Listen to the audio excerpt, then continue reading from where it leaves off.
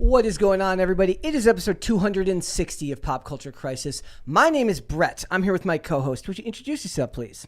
Hello, Crisis Actors. It's Mary. Today's episode might be the best one yet, Ever. according to the main guest host in studio right now. Introduce yourself, please.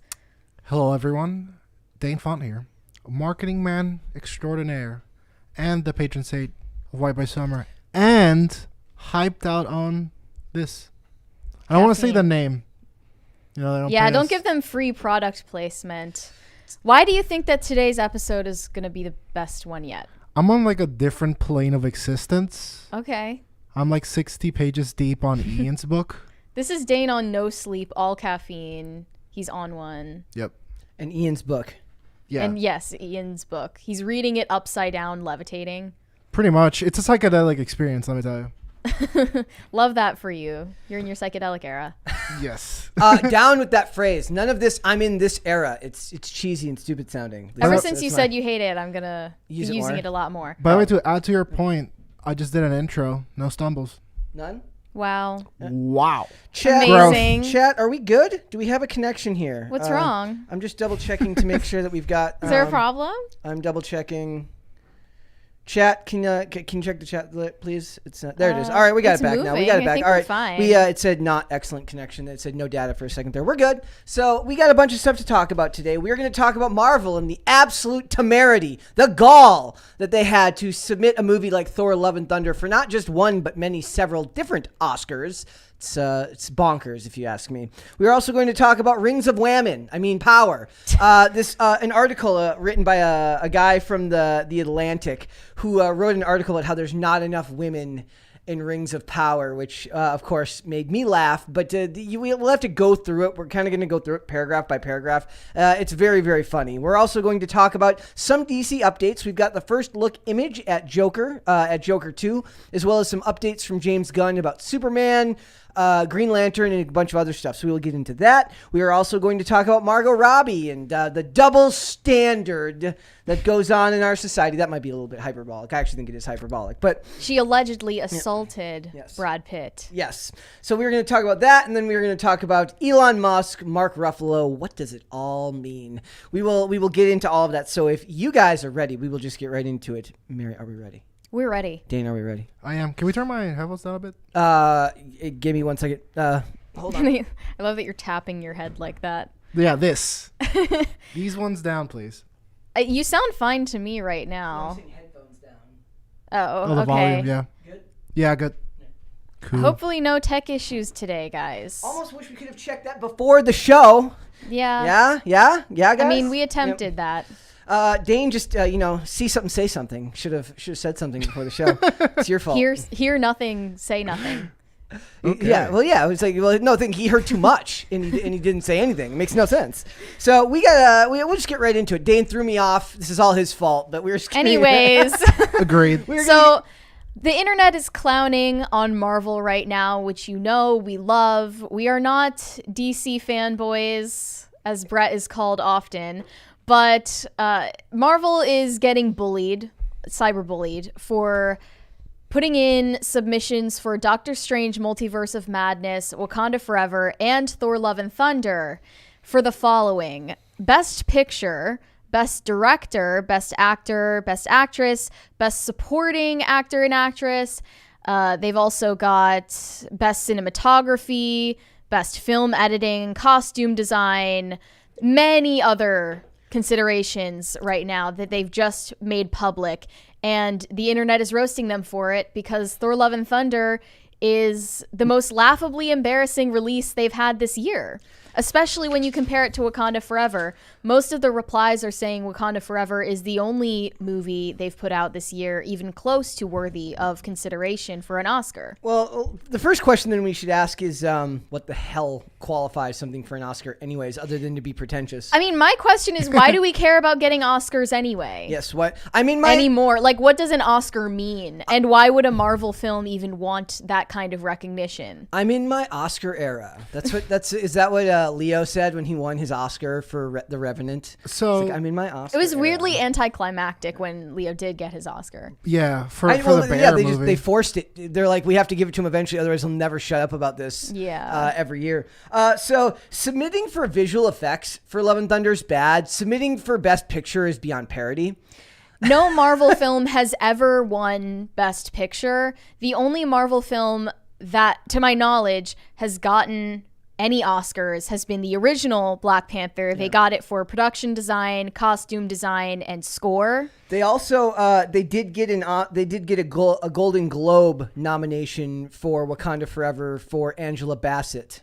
Yeah, a lot of people said that supporting actress for Angela Bassett is the only nomination here that would make sense. What would be the I keep so when I think about this story, I think of like what would be the significance of actually having these movies for the Best Picture awards, because historically, at least for me, my perception is the Oscars, at least back in like the early 2000s or 90s when I used to give a damn about them, was pictures you probably missed. Yeah, that you didn't see.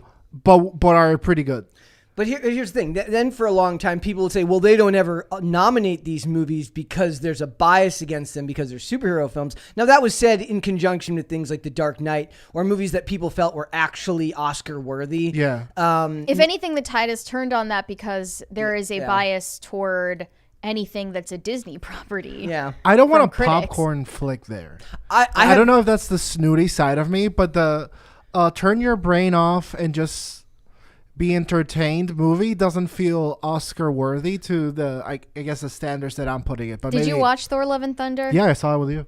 You did? Yeah, we all went. Oh, there were a lot of people there. Yeah. Brett didn't see it, which surprised me. I just remembered that. Yeah, I had something going on that day. If you had, I think that you would be even more flabbergasted that they would think this is Oscar worthy because the VFX were terrible. Well, they also the score terrible. They've also nominated it for Best Director, and everyone understood that this was even Chris Hemsworth said that this was ridiculous on the part of Taika Waititi because they kind of ruined the character and it became way too jokey in parts that don't. I mean, Marvel is always too jokey in parts that don't the need tone jokes, of Thor: but- Love and Thunder was all over the place because they're dealing with this storyline of a character that's dying of cancer, but at the same time, it's like screaming goats.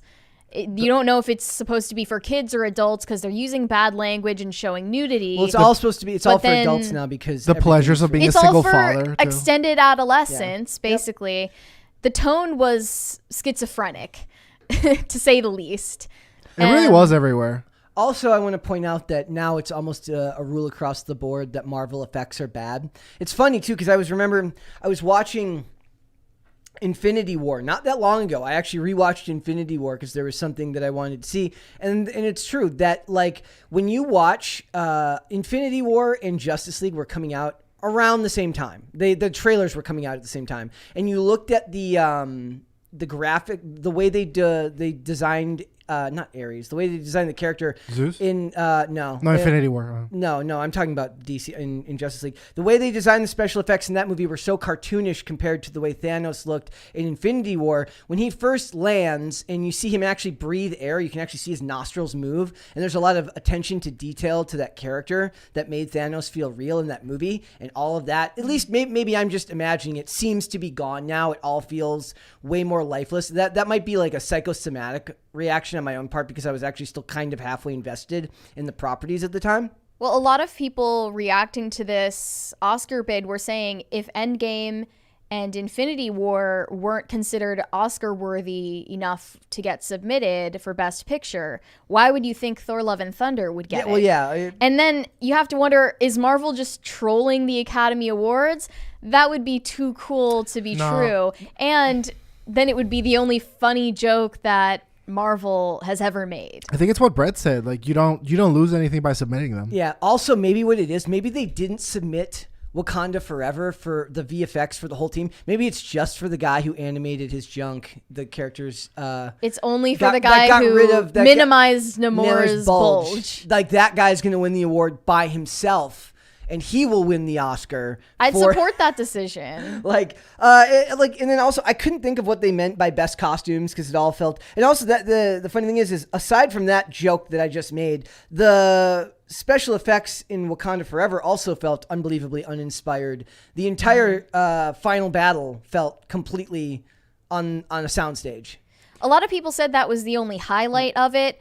I think that Christian Bale might deserve supporting actor for that. A lot of people would agree with that, yeah. But he was also the singular saving grace of Thor: Love and Thunder. Yeah. There was nothing else redeemable about it, in my opinion. It was somehow like insanely overwhelming visually, but at the same time bored me to death. Soulless and empty. Yeah, it's soulless and empty. And then I see people still defending it in the replies. They're defending Disney, Let's a look at some of corporation that doesn't give a shit about you or giving you entertainment that is worth anything. And that's why I pushed back on the whole give Black Adam a 90 thing rating. That's an audience score, not a. I understand. No, the idea that the audience needs to Yeah. like battle with the critic score, even if it doesn't reflect their true opinion. Because For I idiots mean, anyways, like they shouldn't do that. that's what I'm saying. Like a high 70, sure. Yeah, but what you're saying is that they did that. I'm saying that people are so beat down by the political messaging of the era that they're rating it higher than it probably would be objectively because they aren't looking at it as objective viewers because they're not. People aren't objective. I understand, but like what I'm saying is that now the executive that did that movie is like, see, it's got a 90. It's pretty much The Godfather. Nobody Let's make it actually again. uses that as a metric anymore, I don't think. Well, I Fans mean, do. I don't think that DC will No. going forward. internally, they Here's might. Yeah, Special jump scare effects- warning if you're watching Special right effects now. of the year for. This was an actual frame shown in Thor: Love and Thunder, and it's nominated for Best VFX. This is my favorite because it just says best visual effects. Like, it's just so blatantly impossible. Like, if they got nominated for any of these except for Christian Bale, Yeah. I'd be shocked. In the chat, they're like, "What the hell?" That's how you know that it would be rigged. That Disney paid off the Academy. Somebody says, I agree that the visual effects wasn't that good, but what's the problem with this one? I don't understand. Seriously? Also, that looks like Disa, if Disa were a 12-year-old 12-year-old boy. Yes. Disa from Rings of Power. Yeah, that would have been a great segue if we were there, but we're not there. That's so yeah. They're basically saying the audacity of them to do this for this to have PlayStation 2 graphics. For, Someone said, if you think this movie deserves Best Picture, you are genuinely a lesser human being. Another person said, always be your own biggest fan because delusion will take you further than anything in this world. Look, if they can submit this for consideration to the Oscars, you can ask the pretty girl at your workout. You can apply for the promote. What they say? You can apply for the promotion. You can apply to Harvard with a 1.5 GPA. Just you can do it. Do it. Like, if Marvel is willing to do that, we should all attack all things in life with the confidence that Marvel has to pretend to have while submitting these movies for Oscar consideration. Another person said that the Academy should make a Best Children's Film category and put all Marvel, DC, and animated movies in it. That's legitimately a good piece of advice. And another person said Disney has clearly fallen out of the insanity tree and hit every branch on the way to the bottom. What if they made a Best Adult Children's award? Dude, if this won Best Picture, it would really be the biggest sign of the times. Best Adult Baby. Yeah, film. like that's fantastic. They should do that. That's unironically how it felt when I'm watching them like ride on rainbows into the sunset on like a carriage of screaming goats. They just don't know what to be. Also, like showing Thor's Thor ass. His Thor ass. The thing is, I think that after Infinity Wars, they were like patting themselves in the back. It's like, hey guys, we did it. That was like a historic... So let's take the production quality way No, but they like, down where do you go after that? Where do you go? Like that. This is the arc that all the nerds talked about constantly. If you had a comic book friend, they would talk to you about Thanos, and they would actually the hell out of him. And it's like, where do you go from this guy? Do you guys think any Marvel She-Hulk. film that comes to mind is deserving of an Academy Award? Maybe, but I don't know. Some people said Winter Soldier. Yeah. Some people said Civil War. Others said Endgame. Others mentioned Infinity War. I disagree wholeheartedly. Definitely not the But, Thor one.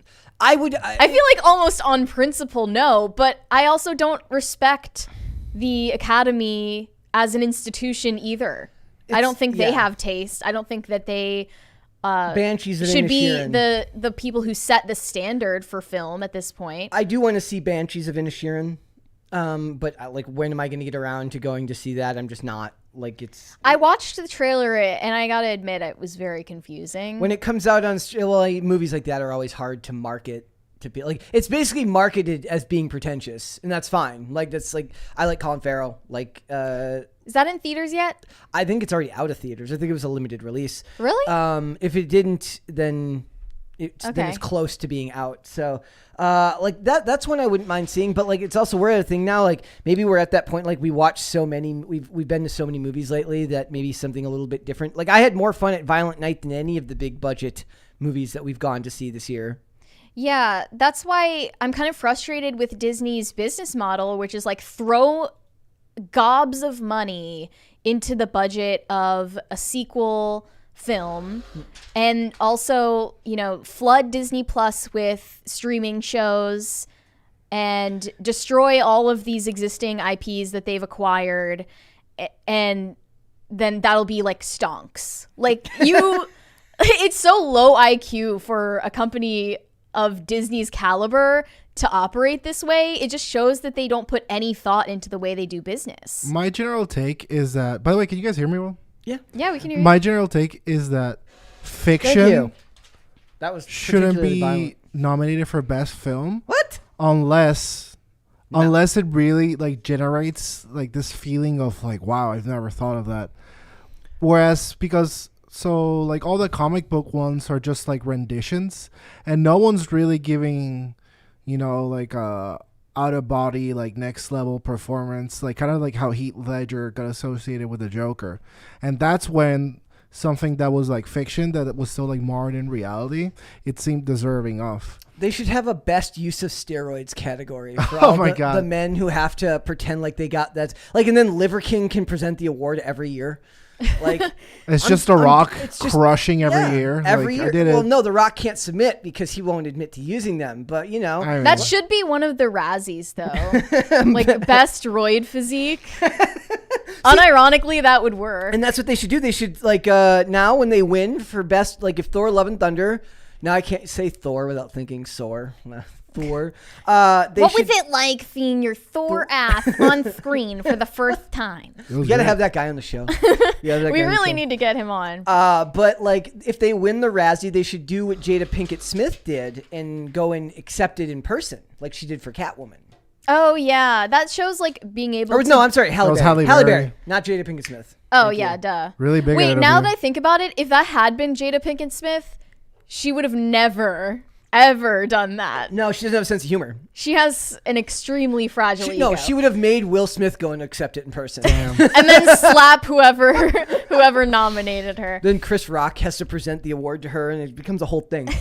I think for me personally, Will Smith's Fall for Grace has been like the most jarring one. He'll be fine. He's gonna Really? he will be fine. He's like he's making his movie right now. All he needs is one more blockbuster movie. Does anybody really care that Chris Rock got slapped? Honestly, no. Seriously. Not Anyone saying they do is they lying. care. They're lying. Not particularly. Also, by the way, my guess is that Avatar will win Best Visual Effects. They have been for this year put for consideration as well. They likely will get it. That seems to be the one takeaway from everyone. Like, I hear if some people. If that's where they're concentrating all of their efforts and thought, then yeah, maybe they deserve it. Built entirely new cameras, took 13 years. Remember, they did that at expense of writing an actual story, then fine. Is it already out? Like, it comes out on Friday. We're going to see it Thursday night? Yes, we're reviewing it on Friday. Yes. So it's one of those things where it's like, for them, I hear people shilling for the story too, but that always feels like they're just like, it's cope. People didn't like the last story, so now we got to pretend like this movie's got a great story. And maybe it does. But I think that the best way forward for visual effects this year is probably going to be Avatar will end up winning. So we will see. Yeah, I'm fine with that. If they poured all of their resources into just making it visually appealing, it better be. Is it going to be 3D?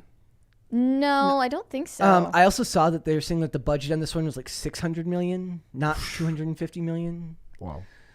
So no way. So maybe that's so where he that $2 really billion meant that it $2 billion needs to make $2 billion to break. So I can't wait. That's insane. Like, imagine, like, That's he's insane. Like, if they're like, he made $500 million this weekend. Well, it's like, well, I'll cut that in half because we only keep 60 to 40. Only 1.75 billion to go until we actually make profitability. He's expecting at least 1 billion people to see it twice. Yeah. Imagine that level of trust. I didn't even think of it. Well, It's not even trust. It's just like he seems to not care whether or not it's a good movie. Yeah. Well, it's ego. Yeah. It's a lot of ego. And I hope that reality calls his bluff, A lot although we are of- seeing it opening night, so. Somebody said in the chat, somebody said over under on whether Brett uses the word hubris in the segment. So I'm deflecting that by using the word, but using it in the context of the chat. So Do they you can't use at the me. word hubris that much? it would I have didn't been- notice. Not that much, but like on occasion. It is unfortunately Marvel submitting for these awards is. I don't think it's hubris. I think it's delusion. The thing is, what I see here is that all institutions and all previously respected and Thank you. loved franchises have been gutted of their heart. So the institution that doles out these accolades, I don't respect them, and I don't respect Disney, which has come to take the soul out of this comic book franchise, which previously was special to some people. Well, to be fair, Thor has never been exactly the most well. He is a well loved character. The Thor movies are not well loved. No, they're not, but they're supposed to be part of this intertwined universe that all of the fans can appreciate. Yeah. I mean, Also- in my lifetime, the Avengers were always just like a Sea League, Justice League. Yeah. Yep. Well, that's how. Oops. It had more. There was more name recognition there. Also, Yeah. I'd like to point out. I don't think it's that they've broken the heart of these institutions. I think that the general societal trust in institutions has deflated so far that, along with not trusting the government, not trusting your school system, you don't trust the Academy Awards, and you don't trust any of these organizations that are supposed to be the tastemakers that are on the box with the pretty colors in your living room telling you how to live your life. So I think there's just a general fall from grace for the idea of the collective institution in America, and unfortunately, film goes with that. So let's go to Super Chats. Caper2X said, Mary, thanks for inspiring the Navy midshipmen to their second place finish 20-17 with 2 overtimes. First in 123 years. I hope you can provide similar motivation next year. Go Army, Ola Dane. There's a really I have funny, no idea what any of this means. There's a really funny scene in an old episode of NCIS where DiNozzo is held hostage by this Islamic extremist, right? And the guy went to Yale and then went back overseas, like after he finished college. And all he says to the guys, "You guys have a lousy football team." And the guy says, 12 championships in however many seasons. He goes, "When was the last time you won one?" 1923. He goes, giggles at him because it's such a long time since they actually won a championship. But that's something you get used to in Minnesota because no Minnesota teams win championships ever. I have no idea what this has to do with me, though. Well, you inspired them. You're an inspiring girl. Potatoes for Seamus said, Brett, I'm in this weird era where Brett Man rules. Well, that's fine. He's in his Brett era? The Brett era is a good era to be in. All other eras are bad. Is Brett in Is his there Brett a thing, era? like legitimately a thing now? That's a thing that people say. It's been a thing. Like right now, It's kind of phasing out, to be honest. right now you're in your Alienware era. Am I? Technically. Okay. It's over 9,000 said, today is my birthday. Brett, can you do your T-Rex finger impression? And Mary, can you say trauma in your sassy mean girl voice? I don't know what that voice is. Trauma? Is it the Clownfish TV It's gotta be voice? the I should link that video someday. Trauma. That a video from 2019 could inspire so much joy in one. Not on even one the original video, but just our imitation of yes. it. It's we played it for you. It's it's and then- Trauma. this is not a T-Rex impression. It is finger quotes. So, It's finger happy quotes. birthday. Happy birthday. Potatoes for Seamus said, can we get in the era of Brett having a bowl cut? I had a bowl cut when I was very young. Would you ever get it again? No. 4:30 crisis parties. That's not worth okay. it. There is no. No. You gotta bump it up to 50 or something. No, not even. I No, won't. no amount of money. I get it, is worth 60. I will, however, be growing my hair back out again because I look too much like my older brother when my hair is short, and it's just can't do that. As long as you keep the hat on, no one will know. Exactly. I need to stop watching YouTube said Home deserves an Oscar. Okay. I haven't seen that. Caper2X said, sounds like a PR department out of control. Make mine Marvel. And you get an Oscar nomination, and you get an Oscar submission, and you get an Oscar submission, and you get an Oscar submission. He also said First Avenger for Oscar consideration. That's interesting. I don't know anyone that loves Captain America: First Avenger for like. Of Doesn't that seem like franchise. he's that well liked of a character. No, I'm saying out of all the Captain America movies, I don't know anybody that loves that movie more than either Winter Soldier or Civil War. Granted, Civil War is just Avengers 2.5. It wasn't really a Captain America movie. I didn't see the first Captain America. I saw Winter Soldier. It rolled. Yep. Bad App said the Academy gave Dallas Gay Boys an Oscar over Leo and Wolf of Wall Street. We can't trust them. That is true. Well, that was right at the start of the reconnaissance, so you know. Did he just made the weirdest car commercials after that when he got the Oscar, Matthew McConaughey? Did he? Oh my God, he was doing like the Lincoln commercials.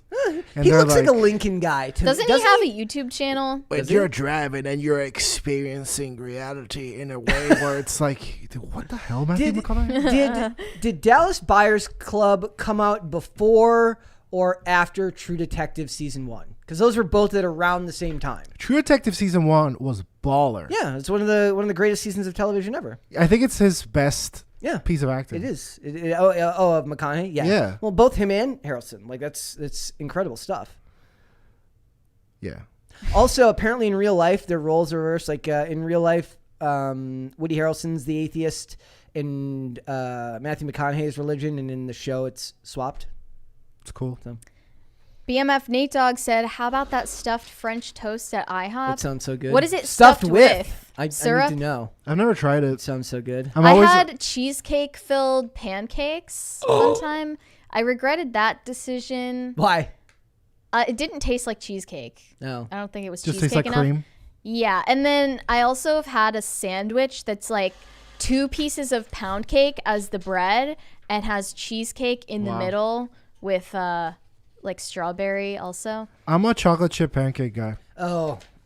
I don't do Chocolate any. chip is good. I don't do any toppings on. No, I mean But if inside it's the pancake. in the pancake. It's too sweet for me.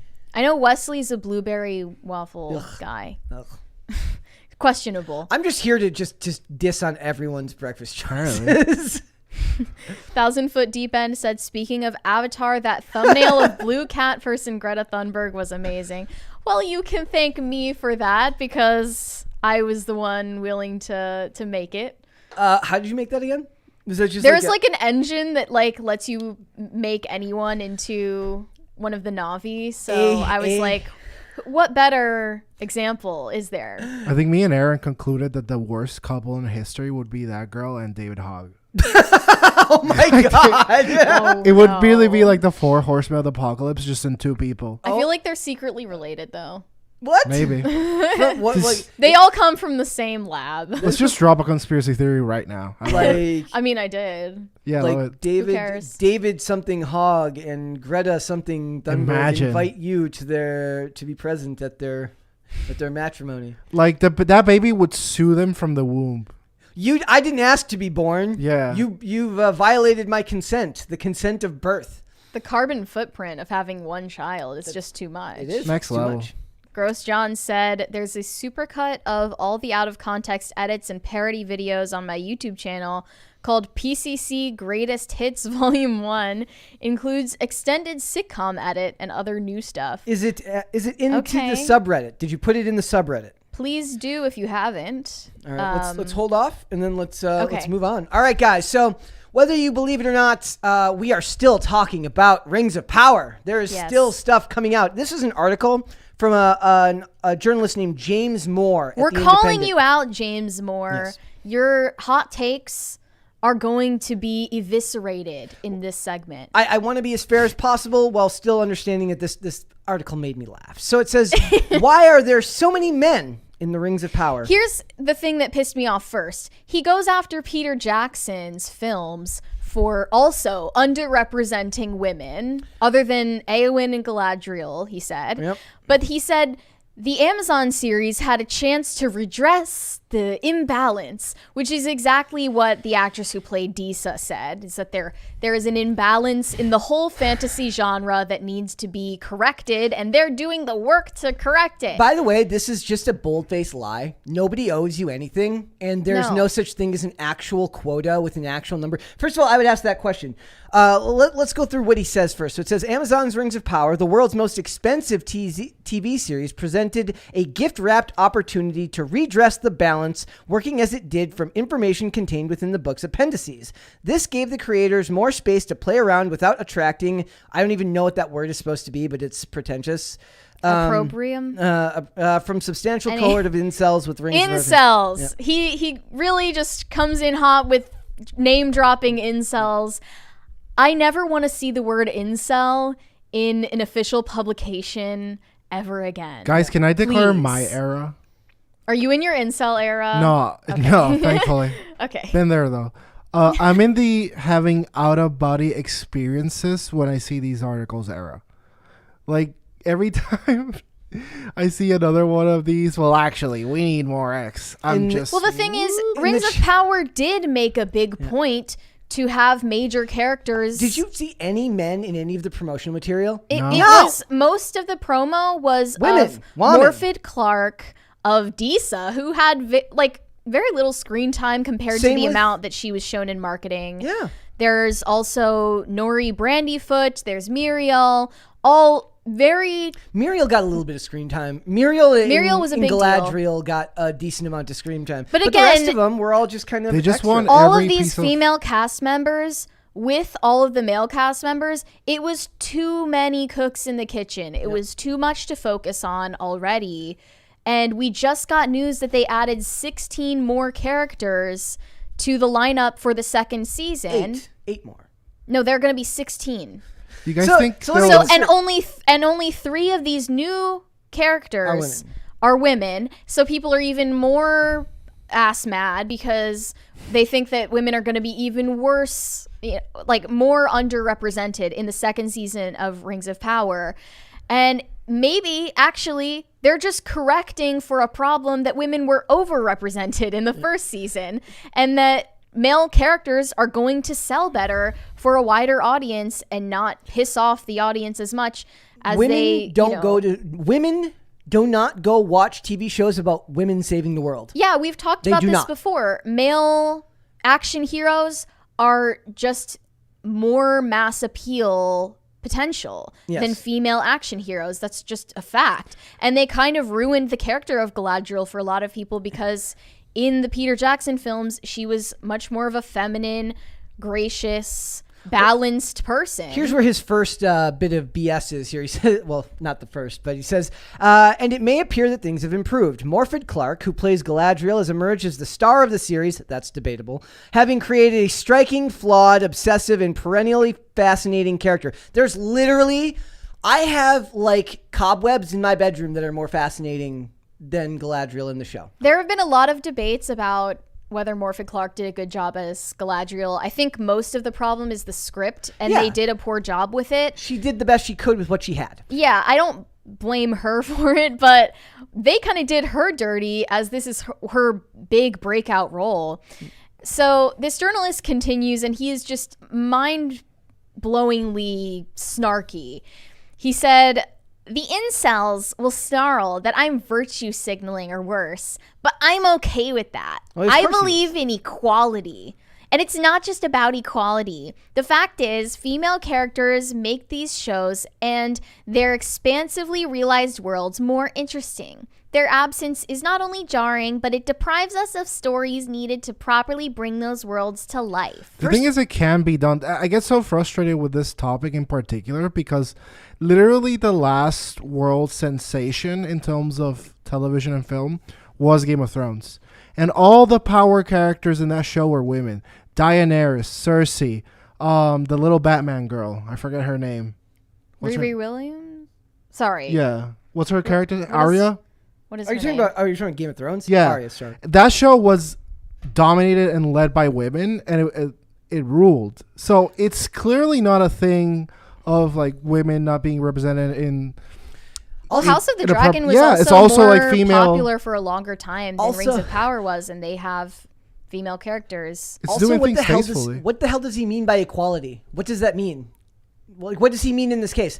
He Unless means he's talking exactly equity. 50% of the characters shown Men. on screen, exactly 50% of all of the episodes need to be showing you a woman. And this is why- And it's just like you are showing how little you understand Storytelling. Yes, like the project of telling a story, that you think it needs to be quantified this way and calculated minute by minute, second by second to represent certain people on screen. This is not to even get into the argument of the racial aspect, which was incredibly controversial in the marketing because they were calling Tolkien fans racist.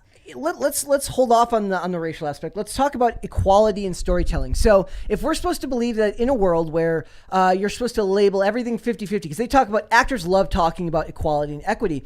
If we go into a police precinct, you're going to see a large amount of people being men, because men become police officers. If you go into a snarky Fortune 500 company's HR department, it's going to be mostly women. You're not going to get 50% men and 50% women in any profession, let alone in something like this. So the second you start trying to make the real, like, to make your fantasy world something that doesn't even come close to representing the real world in any way, shape, or form. First of all, like, if we're talking about going to war, which is what a lot of this is, it's adventure, it's exploration, and a lot of it is war. Men go to war.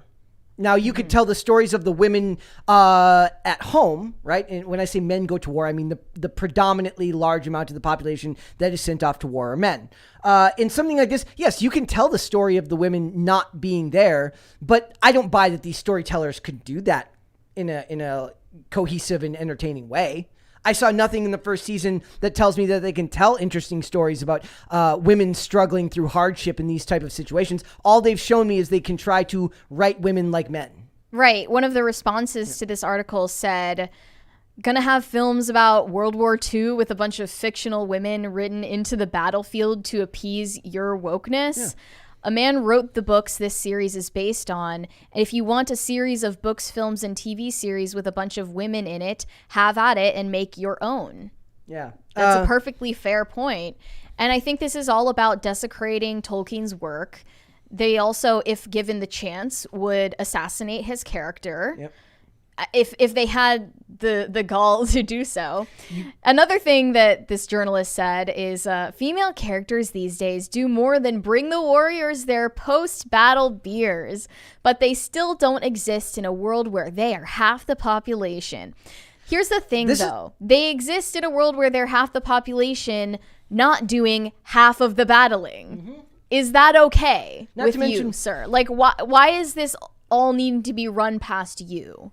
Also, not everyone who disagrees with you is an incel. And by calling them that, you're just disregarding all of the pushback, which comes from both men and women. He also he has the gall to use the term tokenism, to actually call out tokenism while trying to enforce quotas, which makes no sense whatsoever. Because the second you enforce any type of quota, it becomes tokenism, because they're not hired because they're the best person for the job. They're not hired because they were written interestingly into the story in an organic fashion. They're literally hired because on a spreadsheet, someone said, we need one person that looks like this, one person that looks like this, one person that looks like this. That is the opposite. That is tokenism at its most obvious. I call that the Daily Show phenomenon. Oh.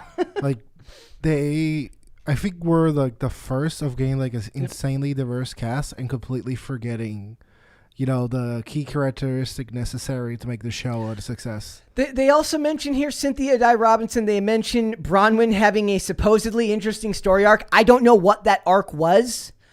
They oddly enough leave out Disa here, who I actually thought was the best of the women performers, because she felt like her story with Durin was the most realistic looking of all of them.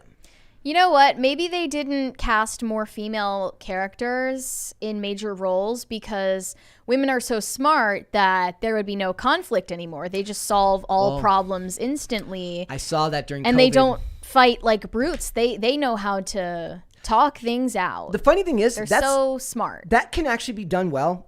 What you might remember, if you remember any of Pierce Brosnan's James Bond movies, when Judi Dench took over as M, there actually is a fairly consistent through line of her talking about how men tend to be quick to war, quick to battle, and that they're better off investigating and doing things subversively within their organization. She actually uses that as an argument that makes sense at that time. In In Tomorrow Never Dies, after they find out about this ship that gets attacked, what they don't understand is that it was the stealth ship that Jonathan Pryce's character has that attacked it, and what their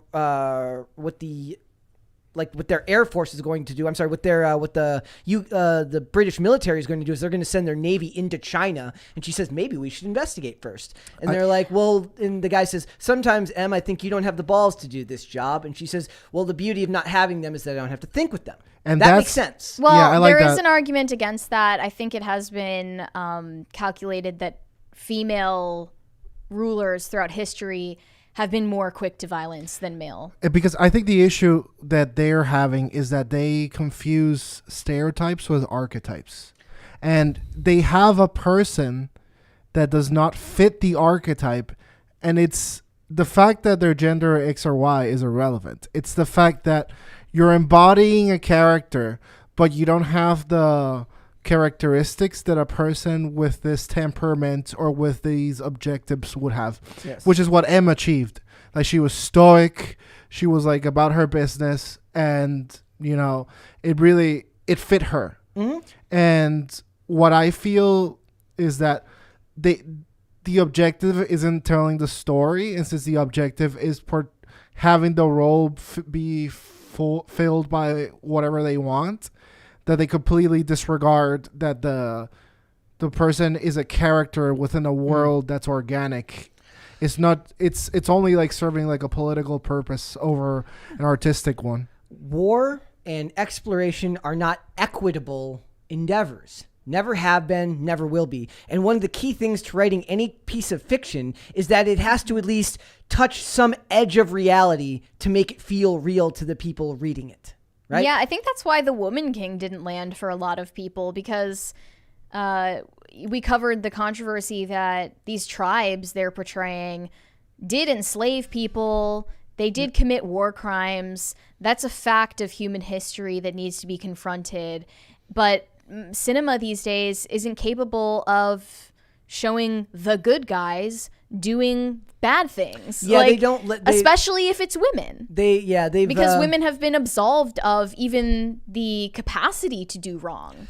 It kind of goes this direction. Is like, have you ever heard if you ever watch any of the CinemaSins videos, they would talk about how it's the trope of it's like all bad guys are rapists. Sorry, R words.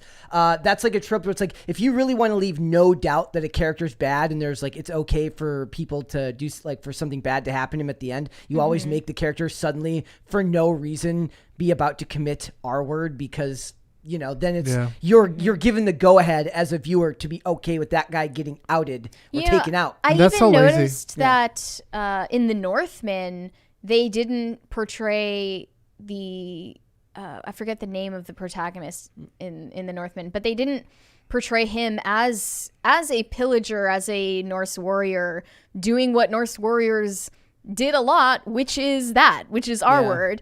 They didn't show him doing that because they wanted you to be on his side. They would never do that. It's just like a failing in cinema right now that they're not able to show that type of nuance. And Dane, you're right about the political posturing that they're doing through these series, through storytelling.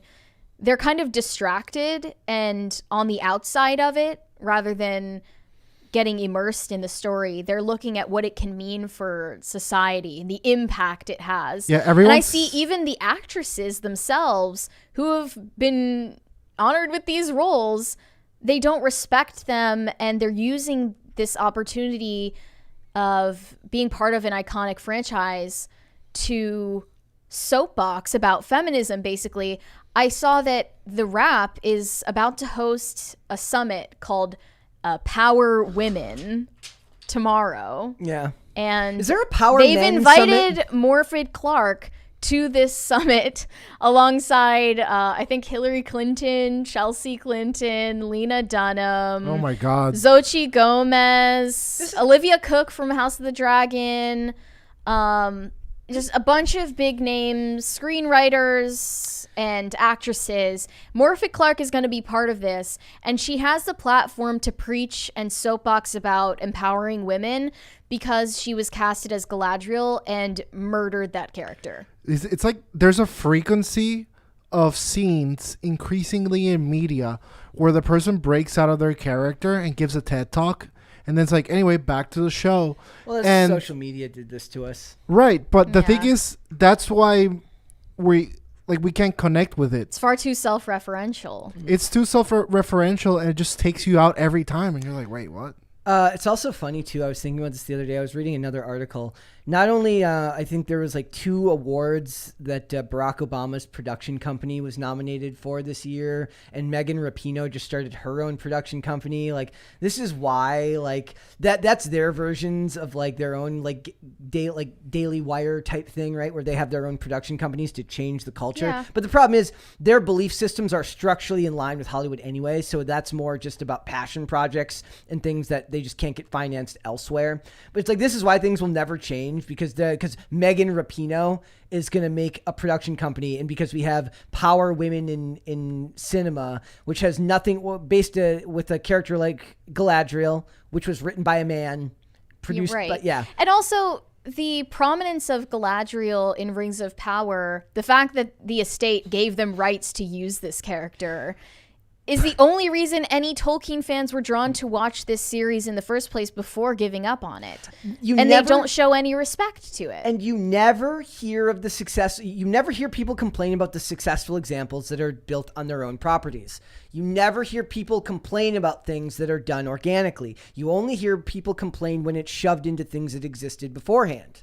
Mm-hmm. Yep. So, also, I want to address the part at the end about. Yeah, he has a weird hot take about gender categories in awards. Emma Corrin recently spoke out about this, saying that award shows should have gender-neutral categories as to be more inclusive of non-binary stars like I'm so sick themselves. of this crap. Just make their own category. Give them their own sports teams.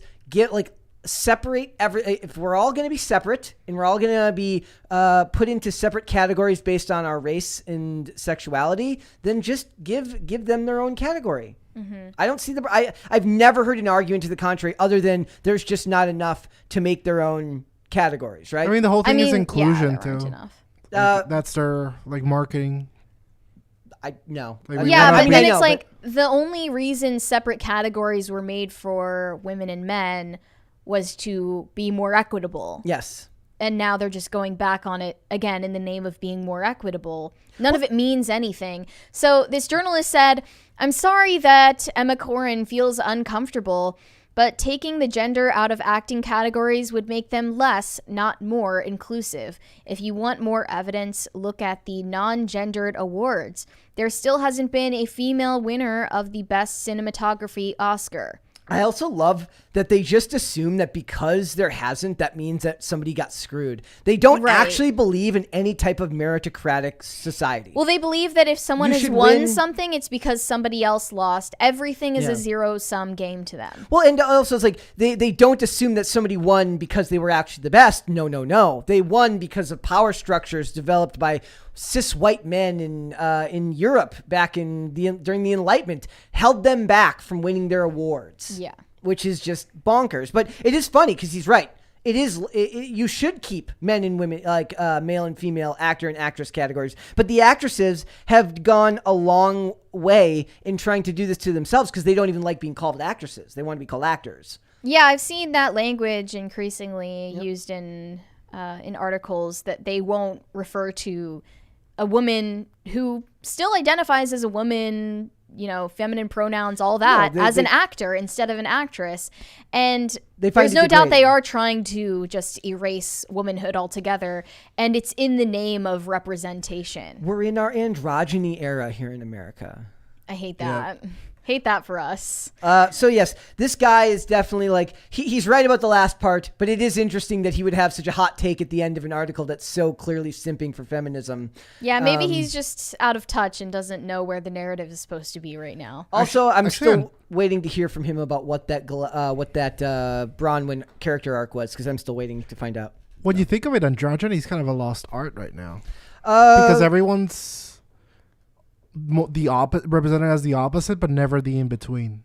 If you know what I mean. Well, like, yeah, you're not allowed to be a tomboy anymore. No, you can't just be a tomboy or a feminine dude. You have to either be in the wrong body or this or that. But yeah, let's go super chats. Matt said, 4 of my 5 most played songs were Oliver Tree. I'm ashamed and confused. Please forgive me. Also, did anybody see that YouTube tried to do their own pathetic version of recap? Really? Yeah, like I got like a Wait, do you mean YouTube Rewind? No, I got my own like YouTube. Or are you recap. talking about like Spotify Wrapped? Like Spotify Wrapped, but like, for YouTube Music? Yeah, it's like called YouTube Recap. And if you can't even do YouTube Rewind right, what makes you think you can do Spotify Wrapped? Oh, it was so embarrassing. Yo, Rewind. Like it was so embarrassing. Remember when Will Smith was like, "That's hot"? Yeah. I think that was the end. That was the beginning of the end for Will Smith. Yeah, like that's like it's like everyone's like, I can't believe he slapped Chris Rock. Like, yeah, but do you remember that one time that's more atrocious for sure. Like his YouTube channel is more embarrassing than slapping Chris Rock. Yeah. For me, it was like all the AstroTurf channels they picked to be like, this is us. Well, these people. I still remember in like 2019 when they pledged like $500 million to like mainstream media outlets to fight disinformation, basically deciding right then that we're on the side of we want to be the mainstream. We do not want to be what made us special, which was independent and with the ability for creators to make a difference on their own. We want to be part of the machine. Matt's S-Box Emporium said Paramore dropped a new track Friday. Just saying. Thoughts? I'm not Feelings? interested. You're not? Why not? I'm not interested. I wonder what Carter's feelings are on it. The first one they dropped, I think, was called This Is Why. I'm sorry. It just sucked. Ooh, I don't like it. Wasn't good? No. Haven't heard it. James Orenthal Wen said, Marvel must be ruthlessly mocked, so please add lulls to the end of this episode's title for the algorithms. Also, I met the beanie at, I don't know how to say that. Last Saturday. When will PCC Nation get to meet y'all? Well, you never know. Like they had the meetup last year. Maybe they'll do that again someday. I have had people catch you. Catch me at the store unexpectedly. Also, adding lulls. I meant to put. I was going to put ... seriously, but the snark isn't as readily evident when you do that. But I also feel like that is the role that like the Mary Sue plays. Like they love snarky names, like annoying. So you think that will seem like the Mary Sue, like our version of the Mary Sue. Yeah, like I don't need it to be. I think the what they're saying, what they're doing by nominating them, by submitting their names for Oscars is worthy of enough derision that we don't need to go further in the title. We can do it in the actual video. Like, and people have really exploited mean-spiritedness. Like, yeah, we need a break. Like it wears on me, dude. Like it's like we for the point of most of what we do is critique, because we're talking about current events, and that is about critique.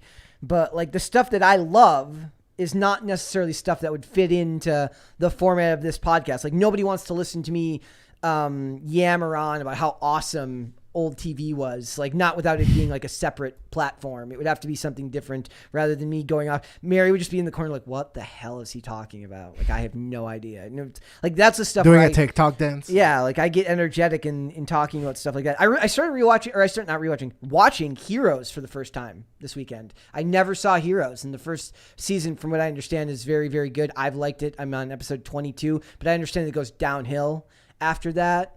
But very good Hayden Panettiere when she was pretty young, like teenager, starring in like a second or third lead actor in like a major show when she was a teenager. So that's pretty cool. You know what show was a complete waste Jack of Coleman. time though? What? Lost.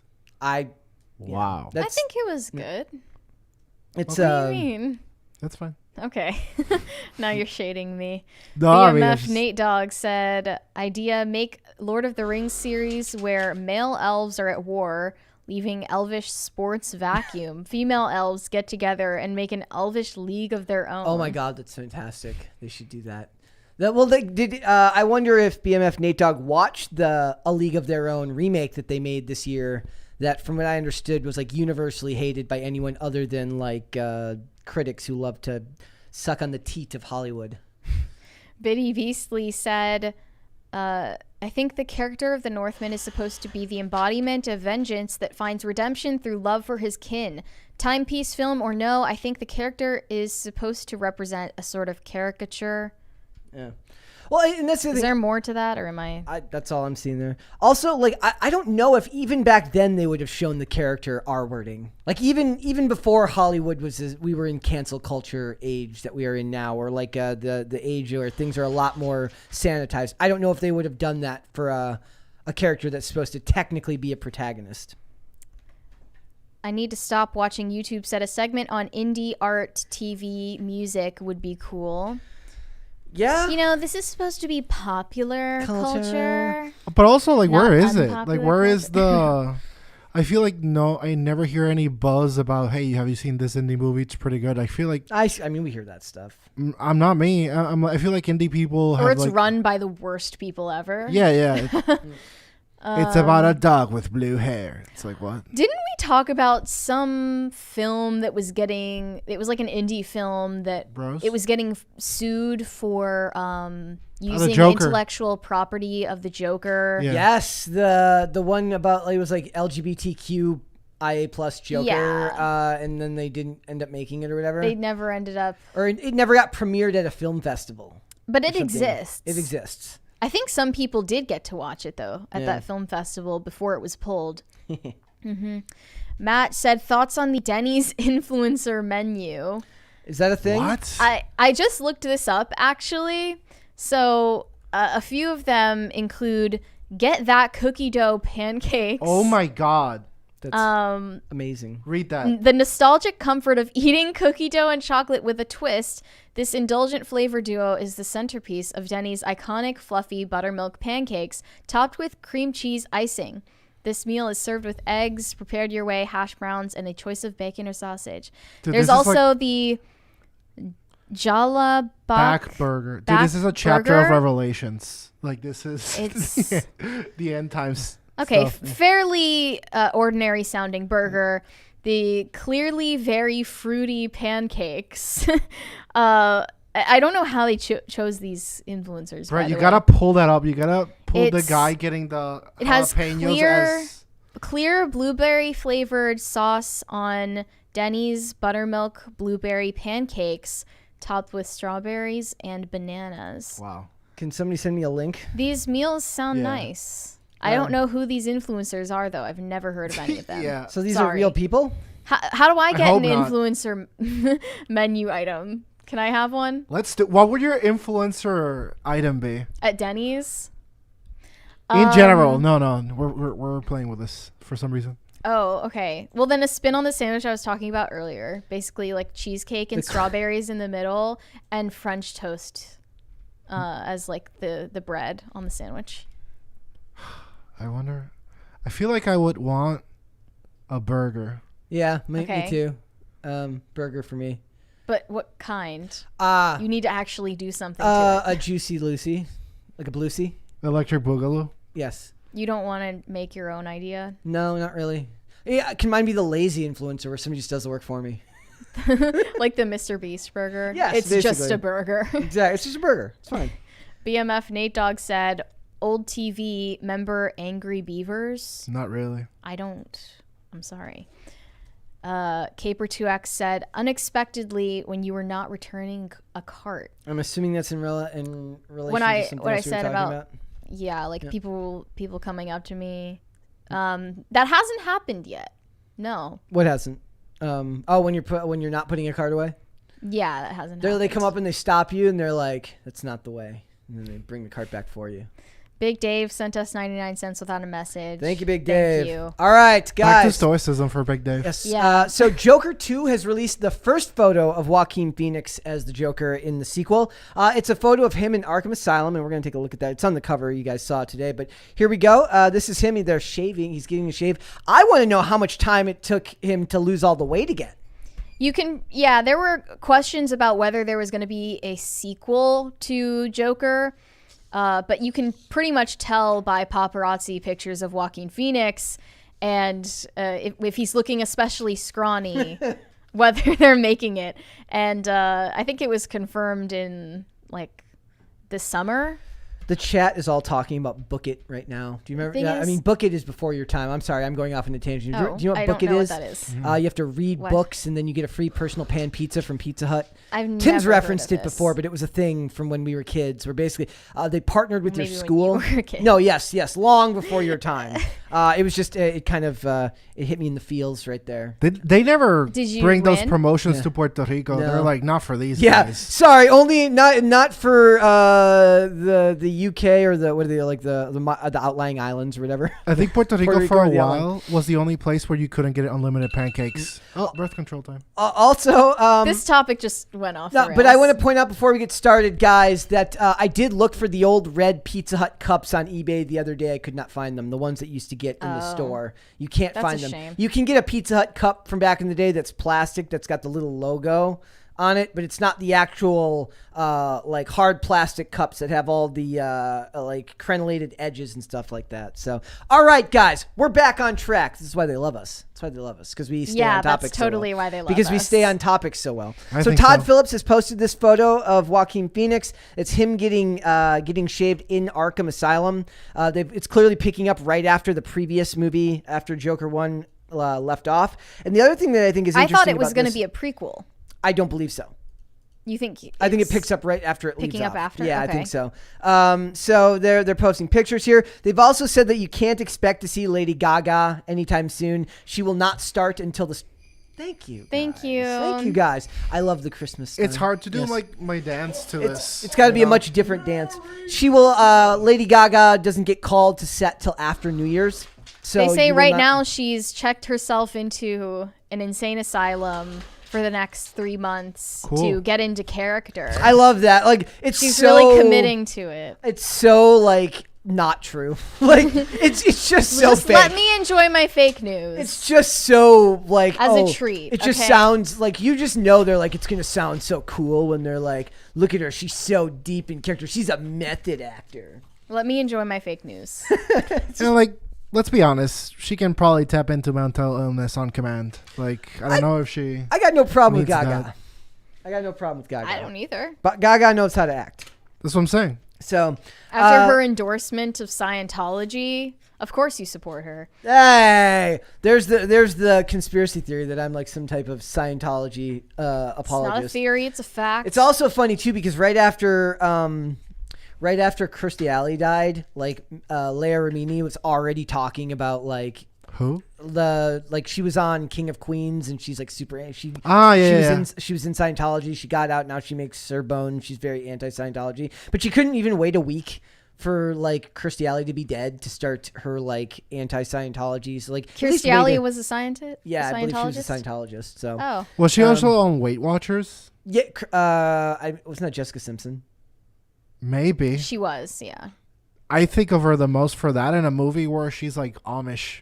See, Sketch Therapy says Tom Cruise apologist, maybe. That's right. I'm a Tom Cruise apologist. I'm not a Scientologist. Which essentially means that you're a Scientologist. I don't even know, like, I mean, Oh. I just know that they're kind of nuts. I don't know anything about Scientology other than they're kind of nuts and they stalk people that leave the church, right? Yeah. I don't know anything about him. So he posts more pictures from it. My hope is that things stay true to course here, which is that James Gunn was giving his marching orders that he cannot touch this project along with the Batman 2. Like there's certain projects that he can't mess with, that he can't alter. So that's what this is. And remember, folie à deux means shared delusion, which means we will probably see Gaga not as Harley Quinn to start, but as Dr. Harleen Quinzel treating the Joker, treating Arthur Fleck in Arkham Asylum, which will hopefully lead to the cinematic beauty of hyper-violence accompanied by kind, loving music, which is what I want. Do you think the scenes between Joaquin Phoenix and Lady Gaga are in any way going to resemble the scenes that were cut out of Suicide Squad between Jared Leto Probably. and Margot Robbie? Maybe then they'll have multiple types of, maybe they'll have once they do the multiverse, because that's what they were talking about, how Walter Hamada wanted to do a Crisis on Infinite Earths story that included multiple versions of these characters. And all I can think of when I read stuff like that is, you have not proven that you guys can even do single movies yet, let alone crossovers. I feel kind of bad because we were like, haha, get wrecked, Walter Hamada. You hated Henry Cavill. Well, I still say get wrecked, Walter Hamada. And you only wanted Black Superman. We kind of dunked on him, but it turns out that The Rock was actually part of the problem when it came to bringing Henry Cavill back into the fold. Yep. He didn't want to wait until this larger project ensued. It was going to be something like Avengers Secret Wars, where all of these heroes from different dimensions were going to be on screen together. I don't really like that idea, so I'm not on anyone's side. I also don't want The Rock's vision for DC to come true either. I don't like Walter Hamada's idea. I don't like The Rock's idea. The Rock's idea does seem very steeped in self-absorption. Yeah. He wants it to revolve around him and his character. But that's also why I don't think that James Gunn should be directing movies either. I think he should not have an investment in it being his creative projects that are on the line, because then I feel like he will, whether he knows it or not, unconscious bias will favor the stuff that he's directing or the characters that he's got a hand in shaping the most fervently. So I'd rather he stay away from directing for the time being while he's at DC. Does that make sense? Will he even have the time to if he wanted to? When you really think about all the stuff he has, concern. when you think about all the stuff that he has to do, does he have the time to direct movies as well? He's gonna age 10 years in the next 6 months. Oh yeah. And he's also tweeting, which is never a good idea. Never. But he's always on Twitter. Like you said, he's going to have to be expert level Twitter for the next several years, because you're never going to make all the fans happy. They're never happy anyways. So he said, when asked about Superman coming back as Henry Cavill, yes, of course, Superman is a huge priority, if not the biggest priority. Yep. And basically this is debunking the rumor that The Rock had to fight to include Henry Cavill on screen again. I don't know where that came from then. Yeah. He also seemed to be fighting for that cameo at the end of Black Adam only for Black Adam's sake. Well, I mean, I think the idea here is that even if they were going to bring Henry Cavill back, they weren't going to bring him back that fast. It would have taken more time and probably put more forethought into when he would have appeared. It does seem then it's unbelievable that we heard Man of Steel sequel starts filming in February. Where did that even come from? And then imagine none of this news that's coming from anonymous sources makes any sense when you put it all together. And then we talk about it and we become part of the problem. Exactly. We're sharing it with you guys because we read it and it's interesting, and it would be cool if all of it were true. But we continue the rumor mill. It is absolutely still a rumor. Woo. DC just continues being a dumpster fire mess. They are very, very disorganized. Well, like I said, you could say what you want about Marvel, but it seems like for the most part, Kevin Feige, when he sets that schedule, this is phase 4, this is phase 5, this is phase 6, with the exception of a few, individual things that get moved around, things stay on course and they come out when they say they're going to come out. I just feel like they're on a later stage of what's happening to Marvel, because they had their, I don't know exactly how much DC had to do with this, but they were on their Dark Knight trilogy. And that shit was a baller. Yeah, but that wasn't connected to anything. That was just individual movies. No different than when Marvel was making individual movies before they started connecting their universes. But what I'm saying is, in the general arc of Batman and those brands, that is their master work. And similar to how the Avengers was Marvel's masterwork, the whole that final arc, they haven't even gotten started though. They haven't actually got a master. They will never have a masterwork for the DCEU for at least the next 5 years. It will take that long, 5 to 10. before we get any idea whether they can do that. Well, imagine for Marvel then. Like, I don't know how they're going to pull it off. Hopefully Marvel will have lost steam by then and they can come in to fill the gap. Yeah. But that's not a given. I mean, I don't even need that either. Like I said, I've been I've been watching Heroes for the first. I rewatch so many things that I'm so used to saying rewatching. I'm watching Heroes for the first time. I would rather see more stuff like this, like Heroes or like Glass, like Split, Unbreakable. I would rather see like not comic book affiliated stories that are about superheroes now than to see like stuff actually connected to these companies because there's more leeway. I want to see more movies like Arrival. Well, yeah. Man, it's been. See, that's like that was a hard movie for them to market too, because everyone thought it was going to be like an Independence Day, and it was definitely not. No. So I love The Rock coping about the fact that Black Adam has bombed this badly. It reportedly only made like 70 million profit so far. Yeah. So he said, waited to confirm with financiers before I shared this excellent Black Adam news. Our film will profit between 52 million to 72 million. Fact, at almost 400 million worldwide, we are building our new franchise step by step.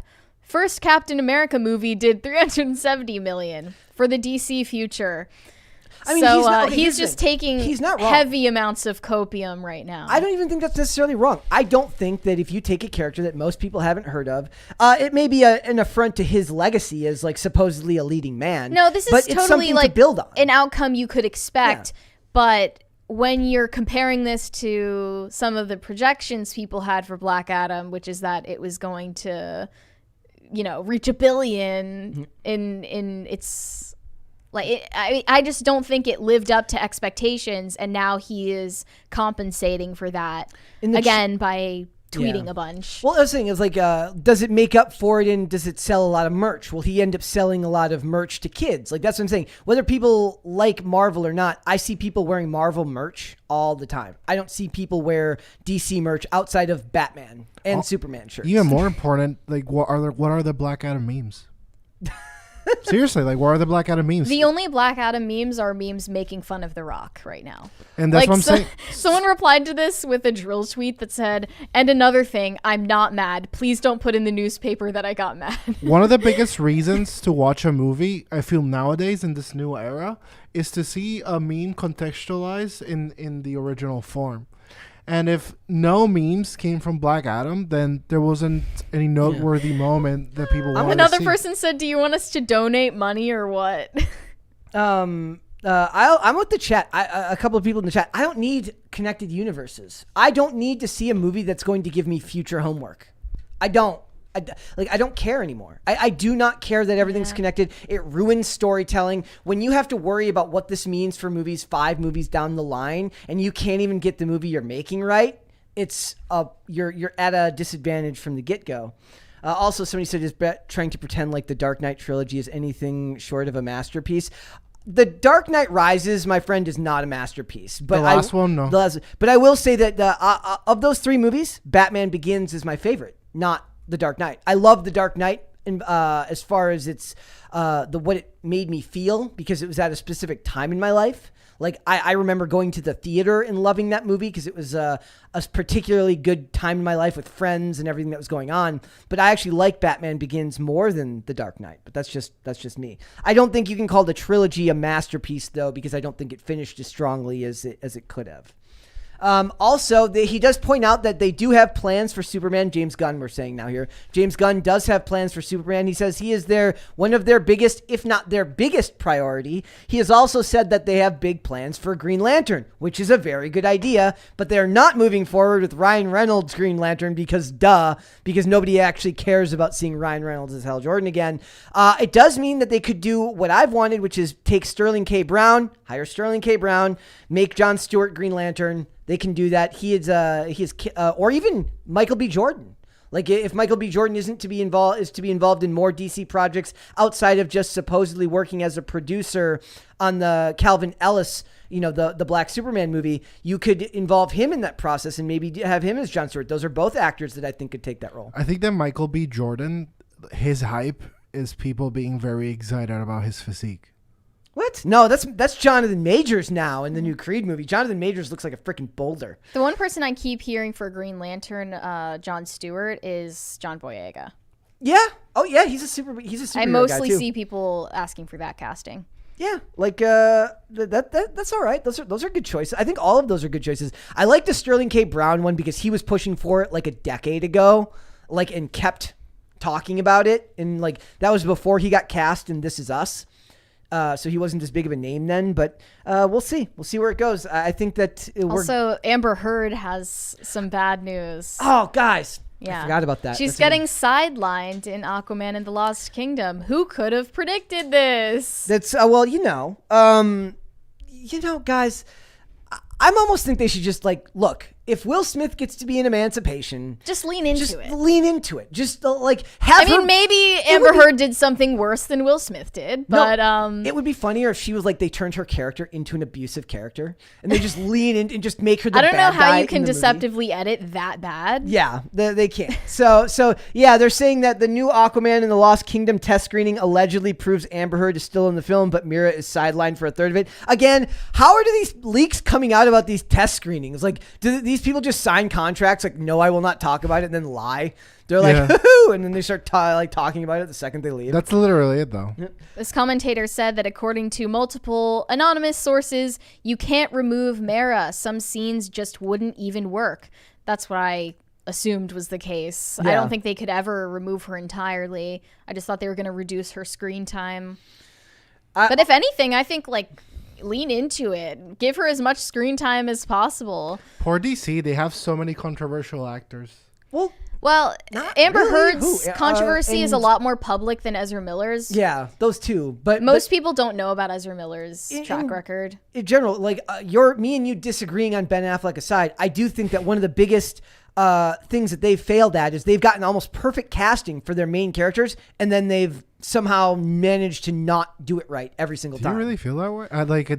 I think that Henry Cavill, Ben Affleck, Gal Gadot, and The Rock and Jason Momoa are all big enough names that you should have been able to make solid movies that get great box office return just on their names. Yeah, but Jason Momoa is not similar to Aquaman. No, they made him cooler, and nobody wants the comic book Aquaman. I guess The comic book nerds do, but the problem is they don't make movies for comic book nerds anymore. They make them for normies. Gal Gadot was pretty good. Henry Cavill was pretty good. Ben Affleck was fantastic. Ben Affleck was. Vera Dark agrees. Disregard. But like, Ben Affleck was a good Bruce Wayne. I think he was good at both. I think he was more Arkham. I think he was more Arkham video game as Batman. I try to give him an inch. He takes the whole. Okay. Even if like nobody likes him, the people that don't like him in those movies love that warehouse scene from Batman vs Superman when he takes out like the 18 dudes in the warehouse. Everyone likes that scene. I like when he kicks Superman's ass. Well, those talk about both from that movie. So you're saying he was a good Bruce Wayne, but not good as Batman when he's beating up Superman? He was better as Bruce Wayne than Batman, but Christian Bale was better as Batman than he was at Bruce Wayne. no, I think he was even better as, I don't know. At least that's my opinion. Yeah. So, also question. Swear to me. Who doesn't love that line? Like everyone loves that line. Yeah. Red hair or blonde hair for Amber Heard?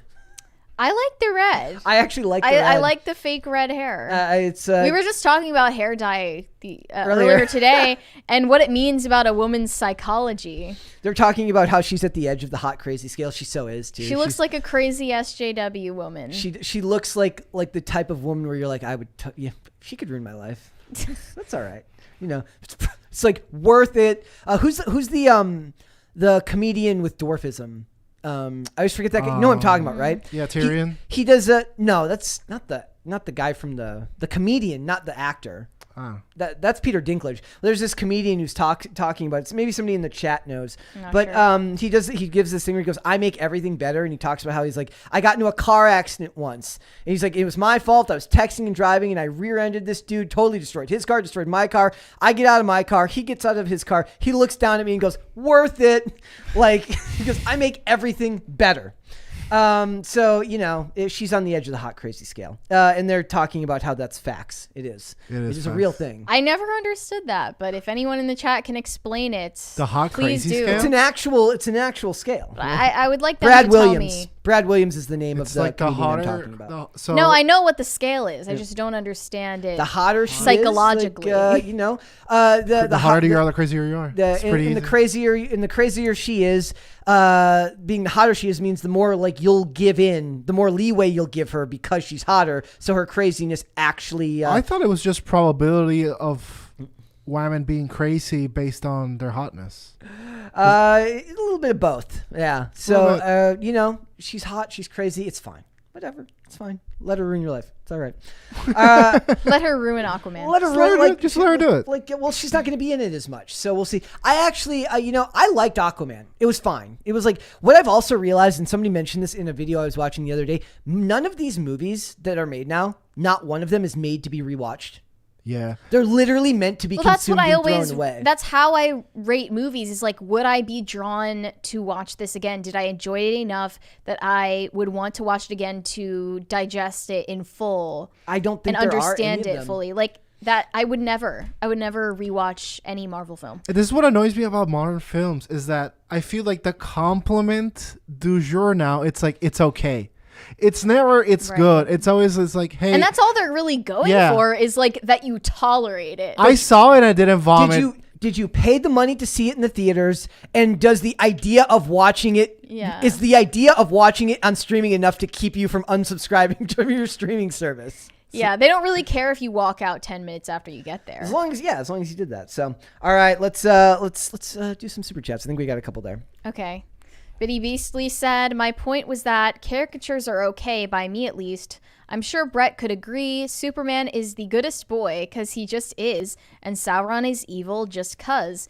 If done right, it makes good stories. Look, I'm over morally gray movies. I am. I'm kind of like, well, no, I'm saying kids, they're not good at doing it.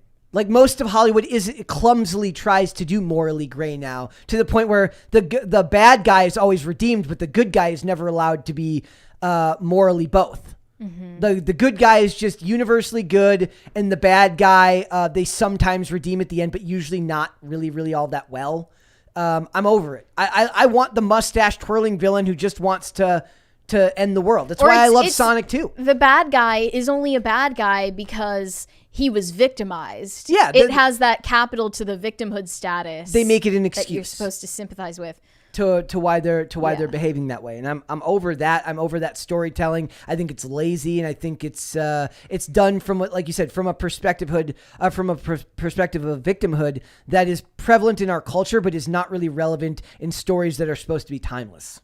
Does that make sense? BMF Nate Dogg said they still do book it. My son gets them for reading. That's awesome. Okay. Also, somebody in the chat mentioned that they have those cups and they have them on Amazon and they're called tumblers. No, you stole them. They're not the same. The ones that I'm talking about have like the fake crenulated glass, but it's plastic. The ones on Amazon are just plain red, but it's the same color, but it doesn't have the little divides. Yeah. It doesn't have the pattern. I wish I had a set of 4.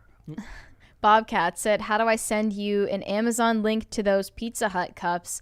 Also, remember the pizza buffet with dessert pizza and all their best pizzas? I remember Pizza Hut. I remember Dairy Queen had Trizza pizza, which was basically like pizza for. I remember that from sugar. like Lunchables. Yep. They had dessert pizza. It's kind of gross.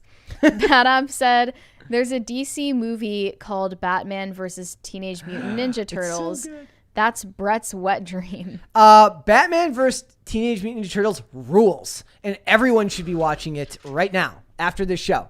I don't know if it's on. I'm assuming that it's on HBO Max, but I really like that movie. It's so silly and ridiculous, but it's so much fun. Okay. Now do that live action with the anime with the costume Teenage Mutant Ninja Turtles, not CGI. Yeah, that would be cool. They need to do the Last Ronin live action. Slavky Nikki said, I'm over poorly done victimized villains, Brett. Yeah, that's kind of what they did with with Galadriel, it's like everything that she does wrong in the series is justified by the fact that her brother was killed. There was a time when it made sense to make villains like, look, like we don't condone their actions, but they did it for a reason. I mean, Mr. Freeze is kind of that character, right? He's a bad guy, but he does it because he loved his wife. Because of what happened to his wife. So there's a lot of nuance to those characters. I just don't believe that we've seen much writing since the year 2016 that tells me that they're going to be able to do that writing with any type of actual consistency. So, let's move on. Let's do it. I never thought I would say this, but Margot Robbie has stirred up some controversy. It's hard to believe, huh? She told Entertainment News that she improvised a scene in Babylon with Brad Pitt where she kissed him without consent. Where were the intimacy coordinators? Where I were ask they? you. Where were they advocating for Brad Pitt's needs here? I don't see them. She said, you know what was improvised? That wasn't in the script, but I thought, when else am I going to get the chance to kiss Brad Pitt? I'm just going to go for it. Dude, it was great. I want somebody to literally stop and think like, you're who's a new actor these days? Well, what if Austin Butler was like, when am I going to get a chance to kiss Margot Robbie? I just took the chance. If the roles were reversed, even if it were Brad Pitt, whoever, it would not be seen as a laughing matter. I saw a lot of people like reposting this on Twitter saying it was funny. I don't really care. I mean, I'm sure Brad Pitt didn't feel victimized by the situation. Very few people would feel victimized by Margot Robbie forcefully kissing them. The long and the short of it is that it's just not going to be seen as big of a deal in our culture when it happens to a dude. I mean, maybe objectively, it's not as big of a deal. Exactly. You know, but there are still people slamming Margot Robbie for this because they're saying that this is assault, and someone else said no because consent. Another person said she could wait. Okay, what else did she say? We're going down here. Are we talking about her talking? Yeah, to like her there were a lot of tweets that basically were saying Margot Robbie assaulted Brad Pitt because this wasn't in the script and he didn't consent to it beforehand.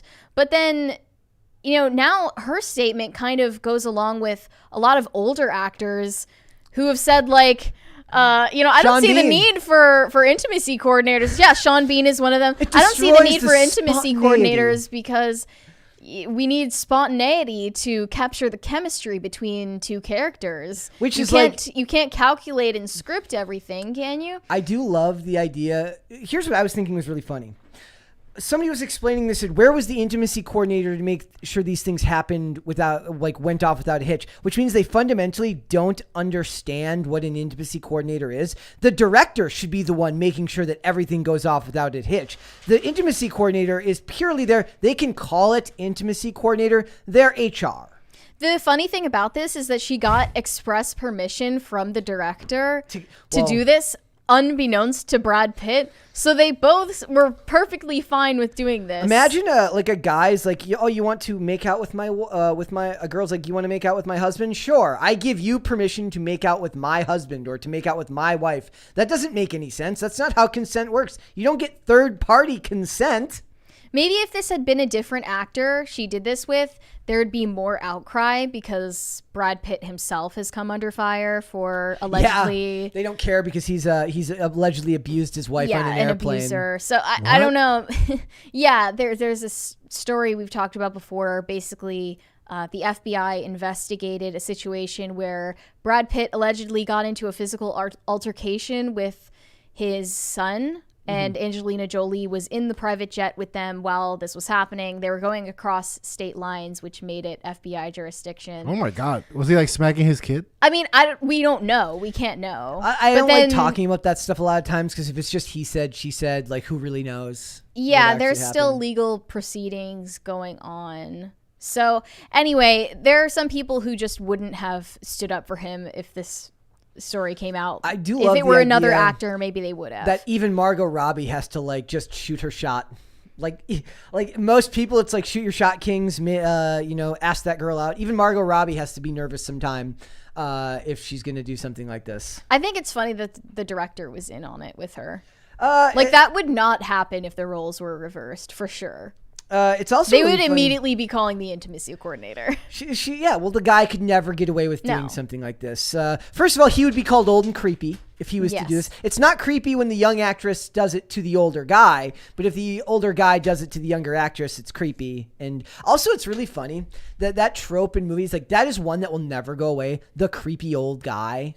Like, I it's mean, not maybe even- because it's true. but it's also, Yeah. but it's also that is one that's that tends to be men only. Like there aren't creepy old women. Sometimes they do that, but not as much. But I mean, there really are. you don't see that trope as much in the movies and TV shows. But like I imagine that Brad Pitt. Let's face it. Is he really going to say anything about it? I think a younger actor would. I think there Oh my are God, not Margot Robbie. I think there's younger actors who would absolutely complain.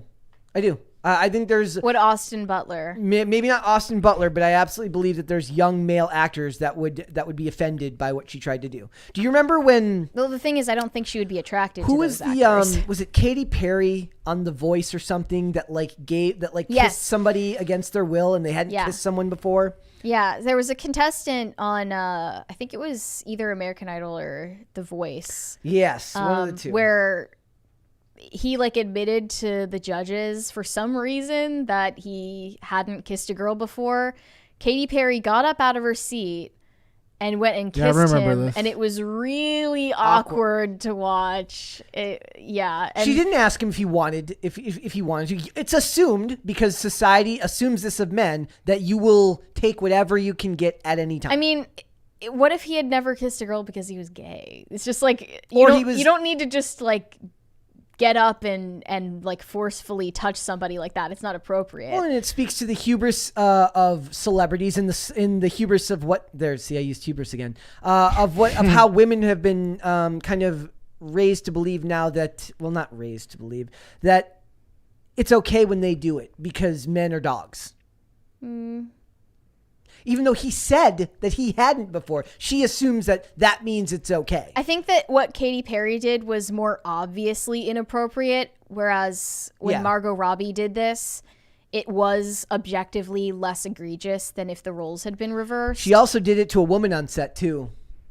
She also did it to Catherine trying to get Waterstone smooch. as well. I don't know if that made the cut. Maybe she's just sad to be away from her husband. Is she married? I feel like she's married. No, she's not. She's not married. Also, she's been pushing for they're mentioning hubris in the chat now. She also is mentioning that she wants to push forward with the Poison Ivy storyline with her as Harley Quinn. Oh, she is married. Who's she married to?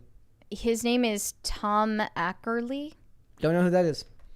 Must be a fellow. He's a film producer, yeah. former assistant director. Yeah, they probably met on a set somewhere. Not. They were married in 2016. Okay, so they've been married Been a while. 5 to 7 years. No divorce yet. No divorce yet.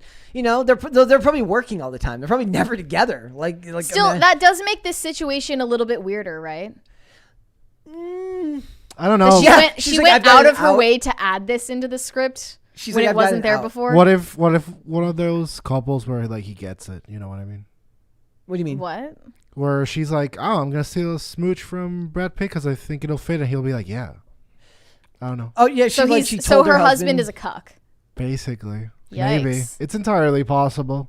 Not uncommon in Yeah. Hollywood, I bet. It says somebody says, "Why in this political climate would you share that information with us?" I mean, why is it political information to you, though? I mean, that the notion of consent and the relationship between men and women is a heavily politicized issue in this country.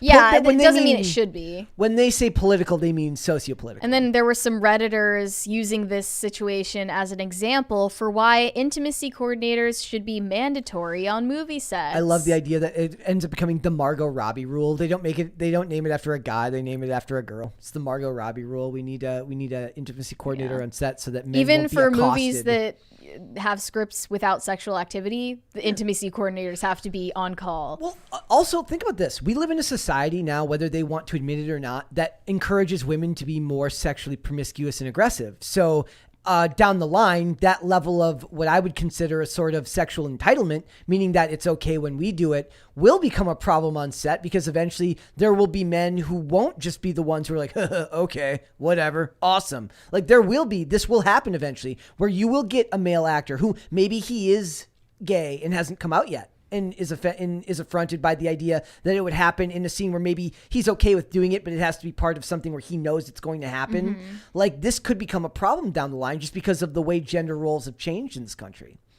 Yeah, I think that the really poorly crafted answer in feminism has been like, how about women become imitations of the worst men in society? Well, that'll work. That'll redress the balance. That was the Andrew Schultz bit about how women are just becoming F-boys. Yeah. It's like, free the nipple. Yes, you should.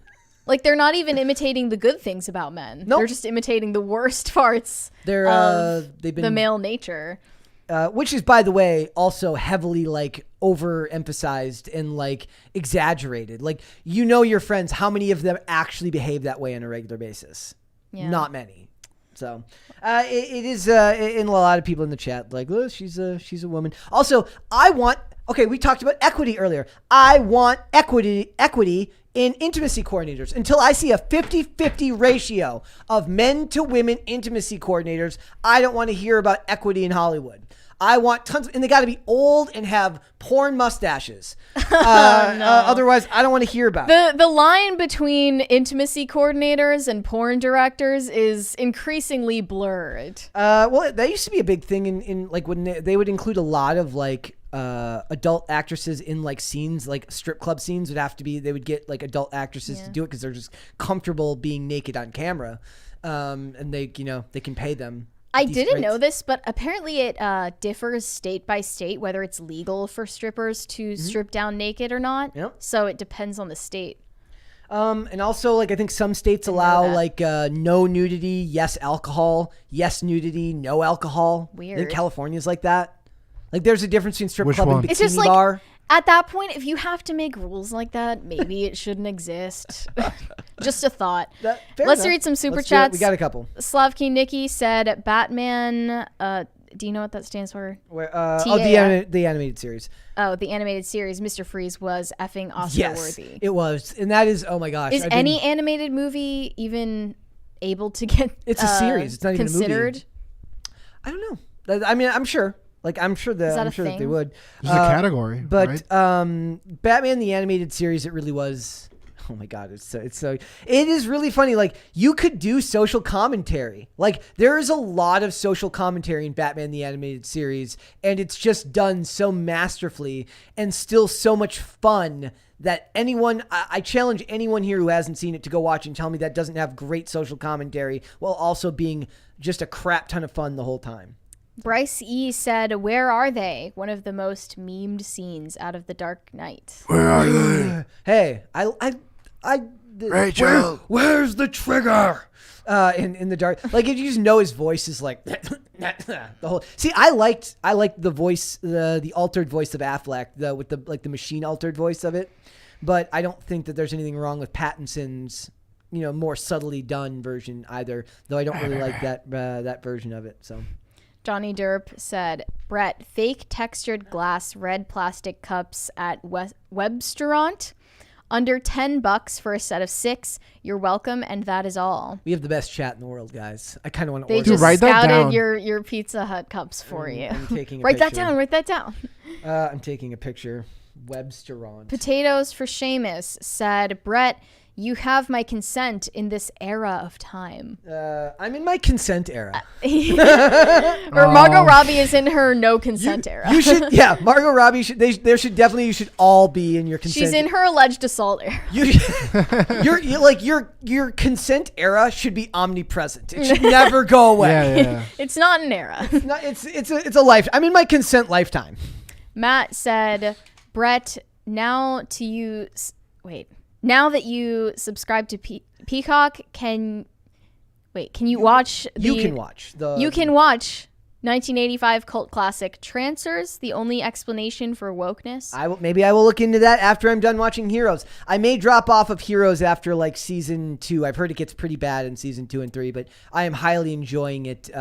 Adrian Pastar is one of those actors who, it's one of these shows where all the actors are somebody that you've seen in something else and they're really, really good. And in this show, it's actually a rare example where kind of the problem with Rings of Power is that there's too many characters and it feels like the story is all over the place. This show is absolutely guilty of that. Like where there's so many characters that are these quote unquote heroes that you feel like you never get to spend enough time with any one character, but they're also fun and the story is so comic book derivative in the best way that it's like you don't mind it. Like the best episode of the show is one where you get Jack Coleman's character and his daughter, which is played by Hayden Panettiere, Claire. Like the whole episode is spent with them, and you see what the show could have been if maybe they had just divided them up by episode. Like you spend the whole episode with just this character, or maybe you spend this whole episode with this character and this character rather than going around through all of them. But I kind of respect the attempt in 2006 to try and make a superhero show that involves flying and stuff like that on network television. It kind of feels like a precursor to the X-Men. Like it was supposed to be a precursor to the X-Men. There's also a Stan Lee cameo in like episode 18. Really? Yeah. Yep. Matt said also Mythica series, best Sorbo since Hercules. Wow. I gotta tell you, Sorbo. I wonder if we get Sorbo on here. I bet you we could get Kevin Sorbo on here. Could we? He's from Minnesota. We could bond over the fact that we're both from Minnesota. I like that line though. Best Sorbo since Hercules. Like that should be a phrase. Best. Oh, that's like really great Sorbo. I think Lucy Lawless ended up kind of like super woke, but it'd be cool to get like old man Hercules and Xena. Also, how have they not like redone Xena? Have they redone Xena? I feel like that should have been redone. Oh, by they now. will if they haven't. Yeah. Also in the chat, somebody said they're all related in the show. Yeah, I think that what I've noticed already was like Claire is the daughter of Adrian Pastar's character because she's adopted by the other character. Yeah, it's crazy, but I do recommend it. It's a ton of fun. Mm-hmm. All right, guys, we've got Elon Musk. Elon Musk was at an event with Dave Chappelle. He was at Dave Chappelle's comedy event over the weekend. Yeah, Dave Chappelle had a show in San Francisco where he invited Elon Musk on stage. CNN reported that the crowd booed Elon off stage, but that is fake news. That did not actually happen. What happened? We're going to show you a video from the event. Someone took like shaky cam footage of it, basically. So it's not copyrighted and we can show you. All right. Let's this one here? Yeah. You got this one? Die on Earth. His whole business model is fuck Earth. I'm leaving anyway. Do all you want. Take me with you, nigga. I'm going to Mars. Whatever kind of pussy they got up there, that's what we'll be doing. Anti-gravity titty bars. Follow your dreams, bitch, and the money just float all over the room.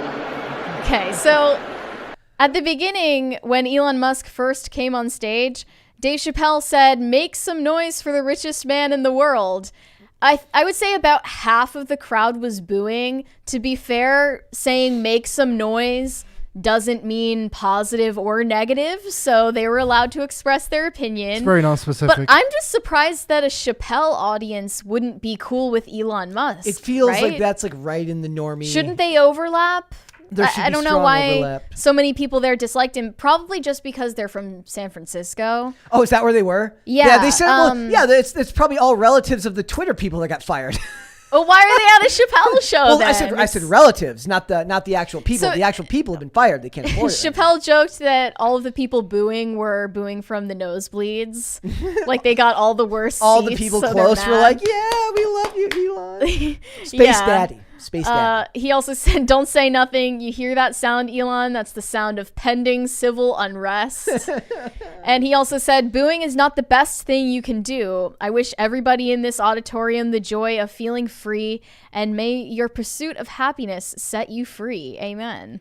Okay, thank you. I don't know. Yeah, kind of bizarre. I do like that I Elon's like getting out and not just spending Saturday night at his Twitter headquarters. Get some sun. And Elon. some people Touch were grass. commenting on this saying like, is he not doing his job? Why is he out on a Sunday night doing this I love for how clout? I love how these people just don't human very well. Like they just don't know how to be human beings. Like Well, that's why they don't think that Chappelle is funny, because they're not real human beings. They're not. They don't have senses of humor. I mean, Chappelle is kind of in his performance artist era. He's in his performance artist era. Elon Musk claimed that the crowd was 90% cheers, 10% boos, except during quiet periods. But still, that's a lot of boos, which is a first for me in real life and frequent on Twitter. And now people are claiming that Elon Musk has suppressed the video of this appearance on Twitter and I love the deleted these idea. posts and suspended accounts that posted it.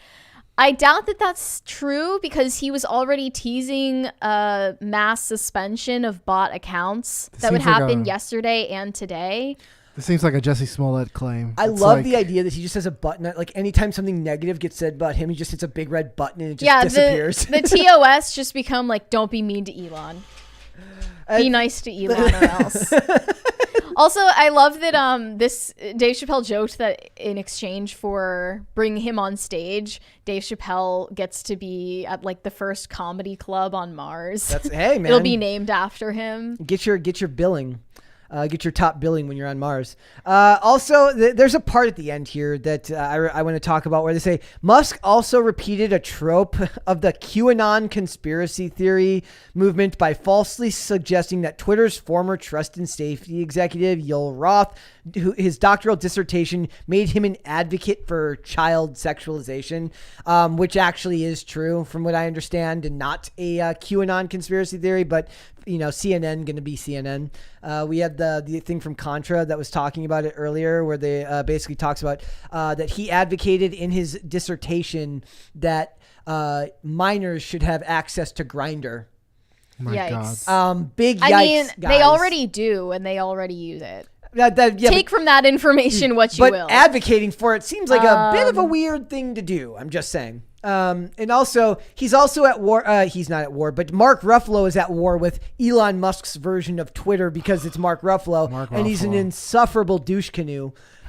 Who just doesn't know how to. He's another one. He doesn't really know how to human very well. Everything he does sounds like some type of social justice, like spew. Like he's spewing social Yeah. justice to the He's masses. becoming a verb. He like, is. what he's doing. he You should know go how on Goo- The View and Googling- tap dance for all the ladies at The View. Stop ruffaloing. Ruffalo some feathers. So he says, as Twitter grows more unpredictable and harmful to marginalized groups, I'm Aw. exploring some other avenues for us to connect. I'm excited to continue and foster and be our great community. He says, continue to foster and be in our great community. If you'd like to come along for the ride, here's where to find me. It reminds me of like all the conservatives when Parler was a thing. Doesn't it feel like he's they're... just joined Tumblr I love... Yes! and now No. shills for It's his coming- email list. It's coming like they're turning Let's check into, out the Tumblr. They're huh? turning into the conservatives of like of 2018 when when all the band hammers His started coming bio: down. husband, father, actor, Wait. director, and climate justice renewable energy advocate. Wow. With an eye out for love and hope. And the first thing I see is a picture of him in the bathtub. Just the best guy in the world, isn't he? Okay. At least this photo of him with the mask is from 2020. Ugh.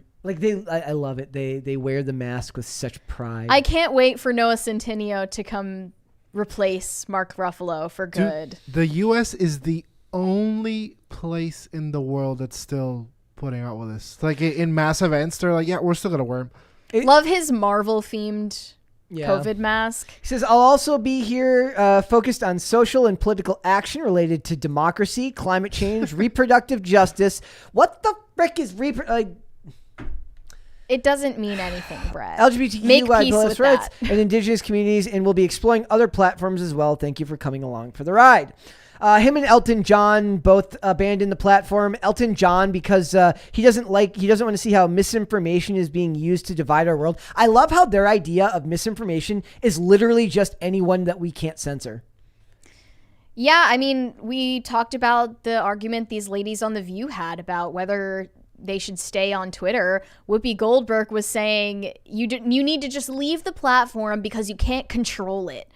When you realize that you can't control it, then you have to go somewhere else. Well, And it's like, Tumblr, apparently. Back to Tumblr. I guess Tumblr is now what they're going to ruin. That's so funny. I thought that they were going to leave Tumblr for good, and that's why I use Tumblr. It's all nice and quiet and peaceful. No one's talking, arguing, Well, I thought posting their woke takes. Mark Ruffalo's there now. The creeps abandoned Tumblr because of the crackdown on porn. Yeah, that was relatively recent, though. And then awkwardly close to Elon Musk's takeover of Twitter, Tumblr changed their TOS again and allowed porn. So it's kind of I like that. a weird strategic move. I like the idea of Elon Musk. He grows to hate Mark Ruffalo and goes and buys any platform that he uses. He just goes over to Tumblr. I think Tumblr, when Tumblr ended up selling, it sold for like $4 million. Like he's got that he's got that in his couch cushions. He just pulls out $4 million. Like he's gotten birthday Anywhere cards. you run, I will buy it. He's like, what was the meme? It says like it's like Elon Musk is like next time buying Snapchat and getting rid of all the filters. Whatever happened to Kanye buying Parler? I think that fell through. That fell through. I mean, I saw that coming, but still.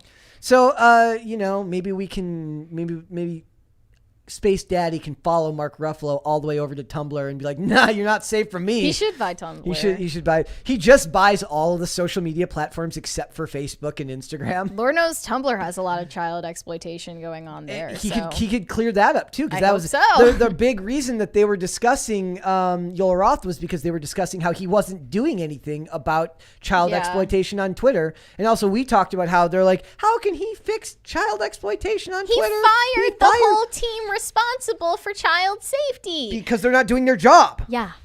So a team of like 40 people doing nothing is obviously inferior to a team of like 3 people who are actually making a difference. It boggles my mind. It really is, and I do believe that this assessment is true, that he is the new Trump, that Elon Musk is the new Trump. He won't inspire the same level of vitriol that I think Trump did, but I think that anybody who doesn't fall in line and has any type of troll tendencies, meaning that they stick up for themselves and they push back, is liable to be kind of painted with the same brush. And that seems to be where they're going with him.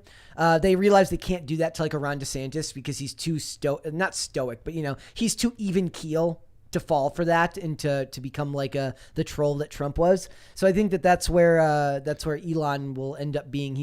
They will continue to fight for democracy against the evil billionaire who opened up speech on the platform. If you really go back, he's the new Voldemort for them. He who must not be named. Yep. So all of the comments on that Dave Chappelle video were just tearing apart Elon and claiming without evidence that he is suspending accounts that are posting that video. Yeah. I haven't seen any screenshots, evidence that that's true. I think it's just that they're doing a crackdown on bot accounts right now.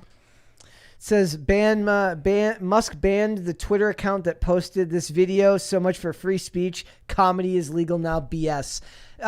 Is that true? I wonder if that's. They're also criticizing Dave Chappelle because they're saying that he was telling the crowd to shut up, but it's like it's also his show, which is a private forum, which you're not entitled to say or do whatever you want at it. Also, I want to be clear. Like, whether it's a celebrity that agrees with most of what you believe, or it's one of these celebrities that doesn't agree with anything you believe, none of them are for you or are your friend or in any way understand your life, your plight, or what you've experienced. Just because you agree on some things doesn't mean these people It's why I always laugh when they get something right in a movie, and like they tell one good movie, right? They do Joker works. You're like, oh, they get it finally. They don't get it. None of these people get it. They slipped on a banana peel, did a backflip, and landed. They threw darts blindfolded for 10 minutes and got one bullseye. Is not the same thing as being suddenly aware of what the public actually wants. Yeah. They're still. Do you think, by the way, that the incel fear mongering is going to come back for Joker 2? No, I think 2024 feels like it's not even a real thing. Like, I don't see what life is going to be like then. It hasn't started yet. Like, calendars just don't go that far, so like it skips 2024 and goes right to 2025. Which is like that's why I'm like, why should I even spend any mental energy thinking about Folia Do? It does feel like 2025. Like, it comes at, like, they should release it like election day. It's just perfect. Just lean into it, ladies and gentlemen. It does feel like a lot of stuff is going to happen before then, right? Like, bad stuff will end up happening. And 2023 is gonna be the year. But I don't know if please don't. But I don't think that for this case 2024 is something we need to worry about, because we got to get through 2023 first. Seriously. Let's take it one step day, at a time, 1 month, 1 week at a time. Also, I don't know if they can strike gold. They'll probably do a strong box office on Joker 2. I don't think it will make $1 billion like the first one, unless it's really, really, really good. Like, if it's even average, I don't think it makes $1 billion. Yeah, I think it's just too much of a gap in between. It was too much of a fluke. Yeah. It was never meant to be what it became. And the media is a big part of that. If the media is on their side again this time, it automatically loses some of its steam because of how much of the reason the movie made them. My dad went and saw Joker. Like my dad, as far as I know, my dad doesn't go to movies. So if like you bring the mainstream culture in like that, it's because the media literally, while trying to work against you, worked in your favor. This time it's going to be like Margot, or they're going to be like, ooh, Lady Gaga, feminism, equality, great stories about women, and nobody's fan gonna care. fiction, fan art. Yeah, and nobody's going to care. So Yeah, fan cams. Joker 2 Electric Boogaloo of Lady Gaga. We can. So, all right, guys. So, yes, Space Daddy will be the most hated person in the world for a long time, I think. We've got an interesting story to close out the show today. Yes. I forgot about this one. Britney Spears posted on Instagram after many deletions of her account. I'm not going to read this entire caption that she posted kind of because amazing, it's though. kind of schizo ramblings. No offense to her, but it doesn't make a lot of sense. She said that she cries in her car a lot, and one time when she did this, she drove out to Jack in the Box. She saw it on the side of the road, and she So just she never really eats fast wanted a food. burger. And here's what she said. I saw Jack in the Box. I've never ate there a day in my effing life. I was like, holy S. And when I saw that big sign of the pictures of the food, normally hate looking at food, but it's timing. Holy hog heavens, I got a cookies and cream milkshake with a double cheeseburger. Well, I had been crying in the car, but nobody could tell, only me. My face still looked normal. I was fine, but then there he was. This big man at the effing window. He gave me pity. It's gonna be okay. What the F did he just say? He doesn't know me, and I sure as hell didn't know his ass. So why did he say that? It's all gonna be okay? I was offended. F you, stupid man at Jack in the Box. You don't know me. You're not my blood. So go F yourself. So she just put this fast food worker completely on blast Dude, on I social love it. media. No reason. I love And it. imagine being that guy, recognizing that you had just interacted with Britney Spears. You can't wait to tell your friends about it later that day. Then you're scrolling through Instagram and you just see this, and Britney Spears is fat shaming you and telling you to go F yourself. All for you're gonna be okay. She's like, no, I'm not. I'm not going to. It's got so. Yikes. It has such 2005 before cell phones and and like widespread internet access vibes. Like, it just feels like something you bitch about to your friends afterwards, not something you actually post on the internet. Yeah, and a lot of people were replying to this saying, like, it's okay that she's doing this. She's working through her trauma and her PTSD. She's allowed to vent, blah, blah, blah. But, like, I feel like it's not okay when you're trashing people in the process of, you know, dealing with your emotions after going through something hard. Like, I understand. She has basically been enslaved for decades. I mean, like, that's a hugely traumatic thing to experience, but that's no reason to go on your Instagram as someone with millions of people watching you.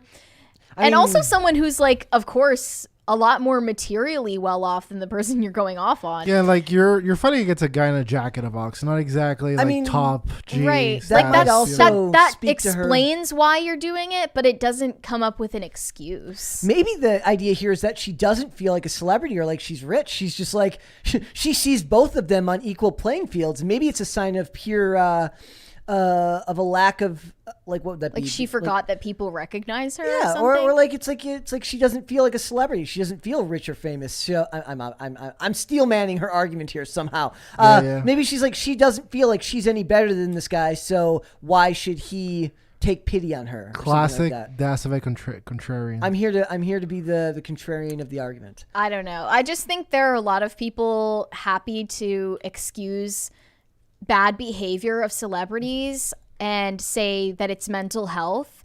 But in reality, like, there are consequences for ordinary people Yeah. when they lash out. Absolutely. And not for celebrities. And her mental health problems can explain it away, but they don't mean that it's, like, acceptable behavior. Like, that's not okay. It's also like this takes a completely different turn if it's because he screwed up her food order.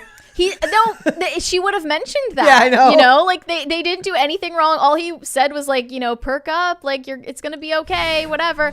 Like, because she was obviously in great distress. How dare he try to be nice? I'm sure maybe he didn't even recognize her because she didn't look like she normally looks. Actually, it's also really funny, the idea that he's just how old is he? Is he even old enough? He doesn't know what she looks like without makeup maybe on. he doesn't. Only knows her from like one music video that his mom listened to. So he doesn't actually really care much who Britney's, which is even funnier. Like maybe he's not mad that he said cheer up. He's mad that he said cheer. He didn't say cheer up Britney, or it's going to be okay. I'm glad you got out of your conservatorship. I mean, maybe it would have upset her more to be recognized. I have no idea what's going on in her mind. She's obviously She also off says, her "You don't know rocker." me." Maybe he does. I mean, it's completely. That's something that somebody that's not famous says. That's not really something that a famous person can say with complete. Well, I'm confidence. hoping that he finds this caption and responds. I just want to know what she ordered. She says she got a cookies and cream Do you remember- milkshake and a double cheeseburger. Do you There we go. remember? Do you remember Target Tory? Yes. Target. What if this turns into a Target Tory? Tory? Okay, so I remember the guy tried to buy a toothbrush. Alex from Target. The guy tried to buy a toothbrush for 3 cents because it was like the Wait. box, like the cashier's just like, ugh.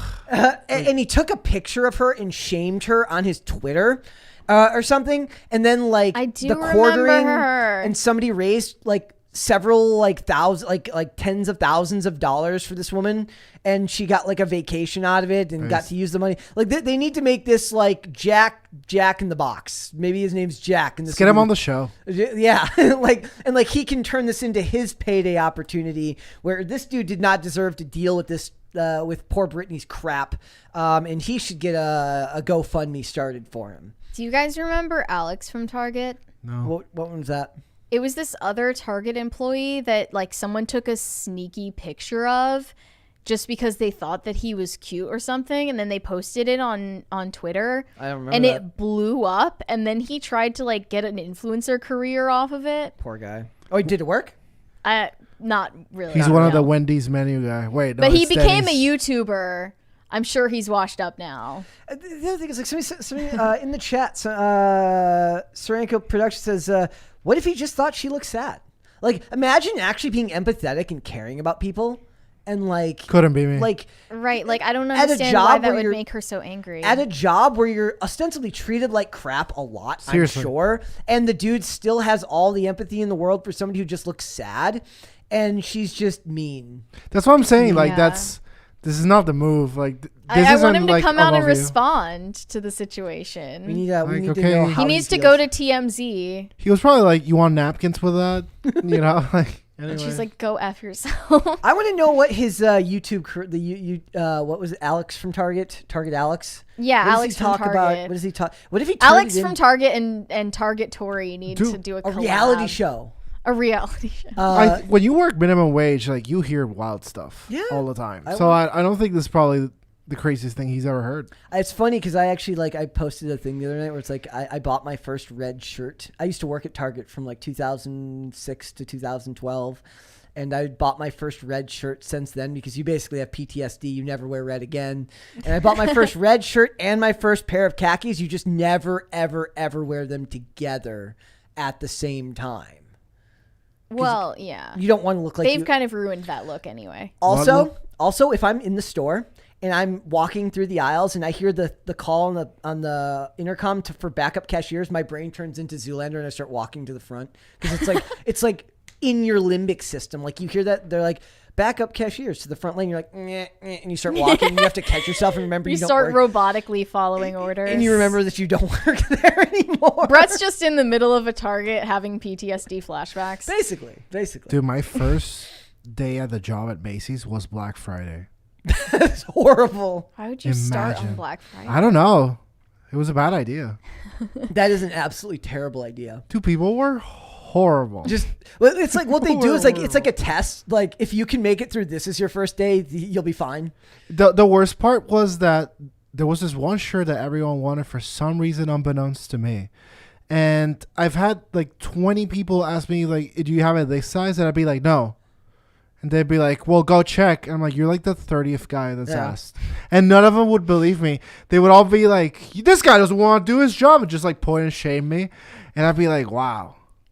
So that's how I feel like this guy felt. Have you noticed that baby boomers are like the most rude to They're the worst. They're the worst employees. generation ever. It's the trope of like He'll say it. there is nothing funnier than like the religious woman at church on Sunday, then goes to Sunday brunch and is just awful to the server. Yeah, I think just like old people in general just don't have manners towards I'm careful with all at the any store or restaurant. I'm careful with all the ists and isms, but I am ageist. Openly. I openly. Can we get banned for that? I don't. It'd be funny. Also, like That'd be the funniest reason to get banned. Seriously. Like it is Old the people should boomers' retire. fault for like it's like it is kind of funny that the boomers are still like, well, I bought my first house for this much money. And it's like they've completely ignored the fact that the world like that they grew up in doesn't exist anymore. Yeah. It's like, have you looked at house prices recently? Like, no, but he walked half an hour, so you know. And maybe if you didn't buy so much avocado toast and he got mild cardio, and that's you'd be able to traumatic. afford that house, Brett. A stumbling drunk says Brett needs to shave until he can grow an actual beard. That's nay. That's not how it works. Nay. I will not. That's the old wives' tale, though. Every time I shave, I regret it. So I apologize. It's gotta stay. Okay. So. Johnny Derp said, "You think the chat is your ally, but you merely adopted the chat. I was born in it, molded by it. I didn't have a conversation until I was already a man, and by then it was nothing to me but gibberish." Waffle Sensei said, "Reproductive justice means babies can get the death penalty." I know what it means. I said it kind of shouting to the heavens. What does that mean? It's the abuse of language. It is how they've managed to turn pro-life is somehow bad. Like that's now like a bad term. They never say pro-life either. They say what do they say? Anti-choice. Anti-abortion activist. They don't say pro-life. Just like they don't say they say pro-choice, which is not the same thing as saying, pro-baby death penalty, which is what it essentially is. Jesker James said, "America 1776 through 2023, R.I.P." Yeah. No, I hope not. I hope that's not true. What do you guys think is going to happen in 2023? What are your predictions? I think the movies are going to be fun. There's going to be so much fun. Bread and movies. circuses. Bread and circuses. Yeah. We're basically, it's like let them eat cake. Yeah. We're just going to eat cake the whole year. I think it's going to be Can't horrible. wait. We're in our let them eat cake era. I'm in my let me eat cake era. We're in our Western decadence era. I genuinely admire people that are not plugged in at all to world events. Well, I miss it's How? why I How do you love do it? normie. It's why I love normie content. It's why I follow a lot of the Instagrammers that I follow, because it's so deliciously not political and they don't care about anything like that. And even if they get into like a little bit of it, I don't like that. Like, I want the normies. There's a market for that. Like, people can see that as like a market to fill, right? I'm here to not talk about the stuff that makes you angry. And that's a good thing. BMF Nate Dogg, I don't want to read that because I think I know what you're referring to, and it's mean. Yes. They're, I heard that's the leading cause of death there now. Yikes, if true. Big yikes, as the kids would say. All right, guys, before we go, I do want to remind everyone, if you could please like the video, leave comments on this video and all the videos that we post here, subscribe to the channel. It helps us out a great deal. I have finally started saying it more. I'm very proud of myself for remembering. I should be doing it at the beginning of the show. But please, like, share, comment, subscribe. Baby steps. It helps us. It helps us a lot. Now, Dane, please let everyone know where they can find you. Hello, everyone. You can find me at Dane Font on Twitter, which I shall spell DANEFONT. Perfect. Just so everyone's clear on that. Yes. Seriously. Mary. Big controversy. Big controversy. Mary, where can we find you? You can find pictures of me on Instagram at Mary Archived, and you can read my inane thoughts on Twitter, which is also Mary Archived. And I think we're planning on doing our next meme review on next week, Monday. Yes. So get in all of your memes and clips before then, and we'll react to them. Yes, we are. Are we going to Including you, Gross John. We want to see that all supercut. the supercuts and Yeah. all the amazing video editing? Are we going to be curating Yes. to pick the best of the? Yes, We're gonna pick the best. Not everyone is gonna make the cut. All right. So that you gotta create some competition. All right, guys. If you wanna follow me, you can follow me on Instagram at Brett Dasovic. For the show, I just there's somebody in the chat says, does PCC have a Twitter? Yes, we do, which I will say now. But for the show, we are here Monday through Friday, 3 p.m. Eastern Standard Time. That is noon Pacific. For like 3 days in a row, I kept saying almost 8 p.m. I have no idea why. 3 p.m. Eastern Standard Time, noon Pacific. We are also on Amazon Music, Apple Podcast, Pandora, and Spotify. If you'd like to listen to the show, you're out driving around, you can't watch. Go ahead and listen to it on one of those platforms. We are also on social media. We are on Twitter at popculture_show, Facebook and TikTok at popculturecrisis, and on Instagram at popculturecrisispod. We'll be back with another episode tomorrow. We'll see you then, guys. Bye. Later.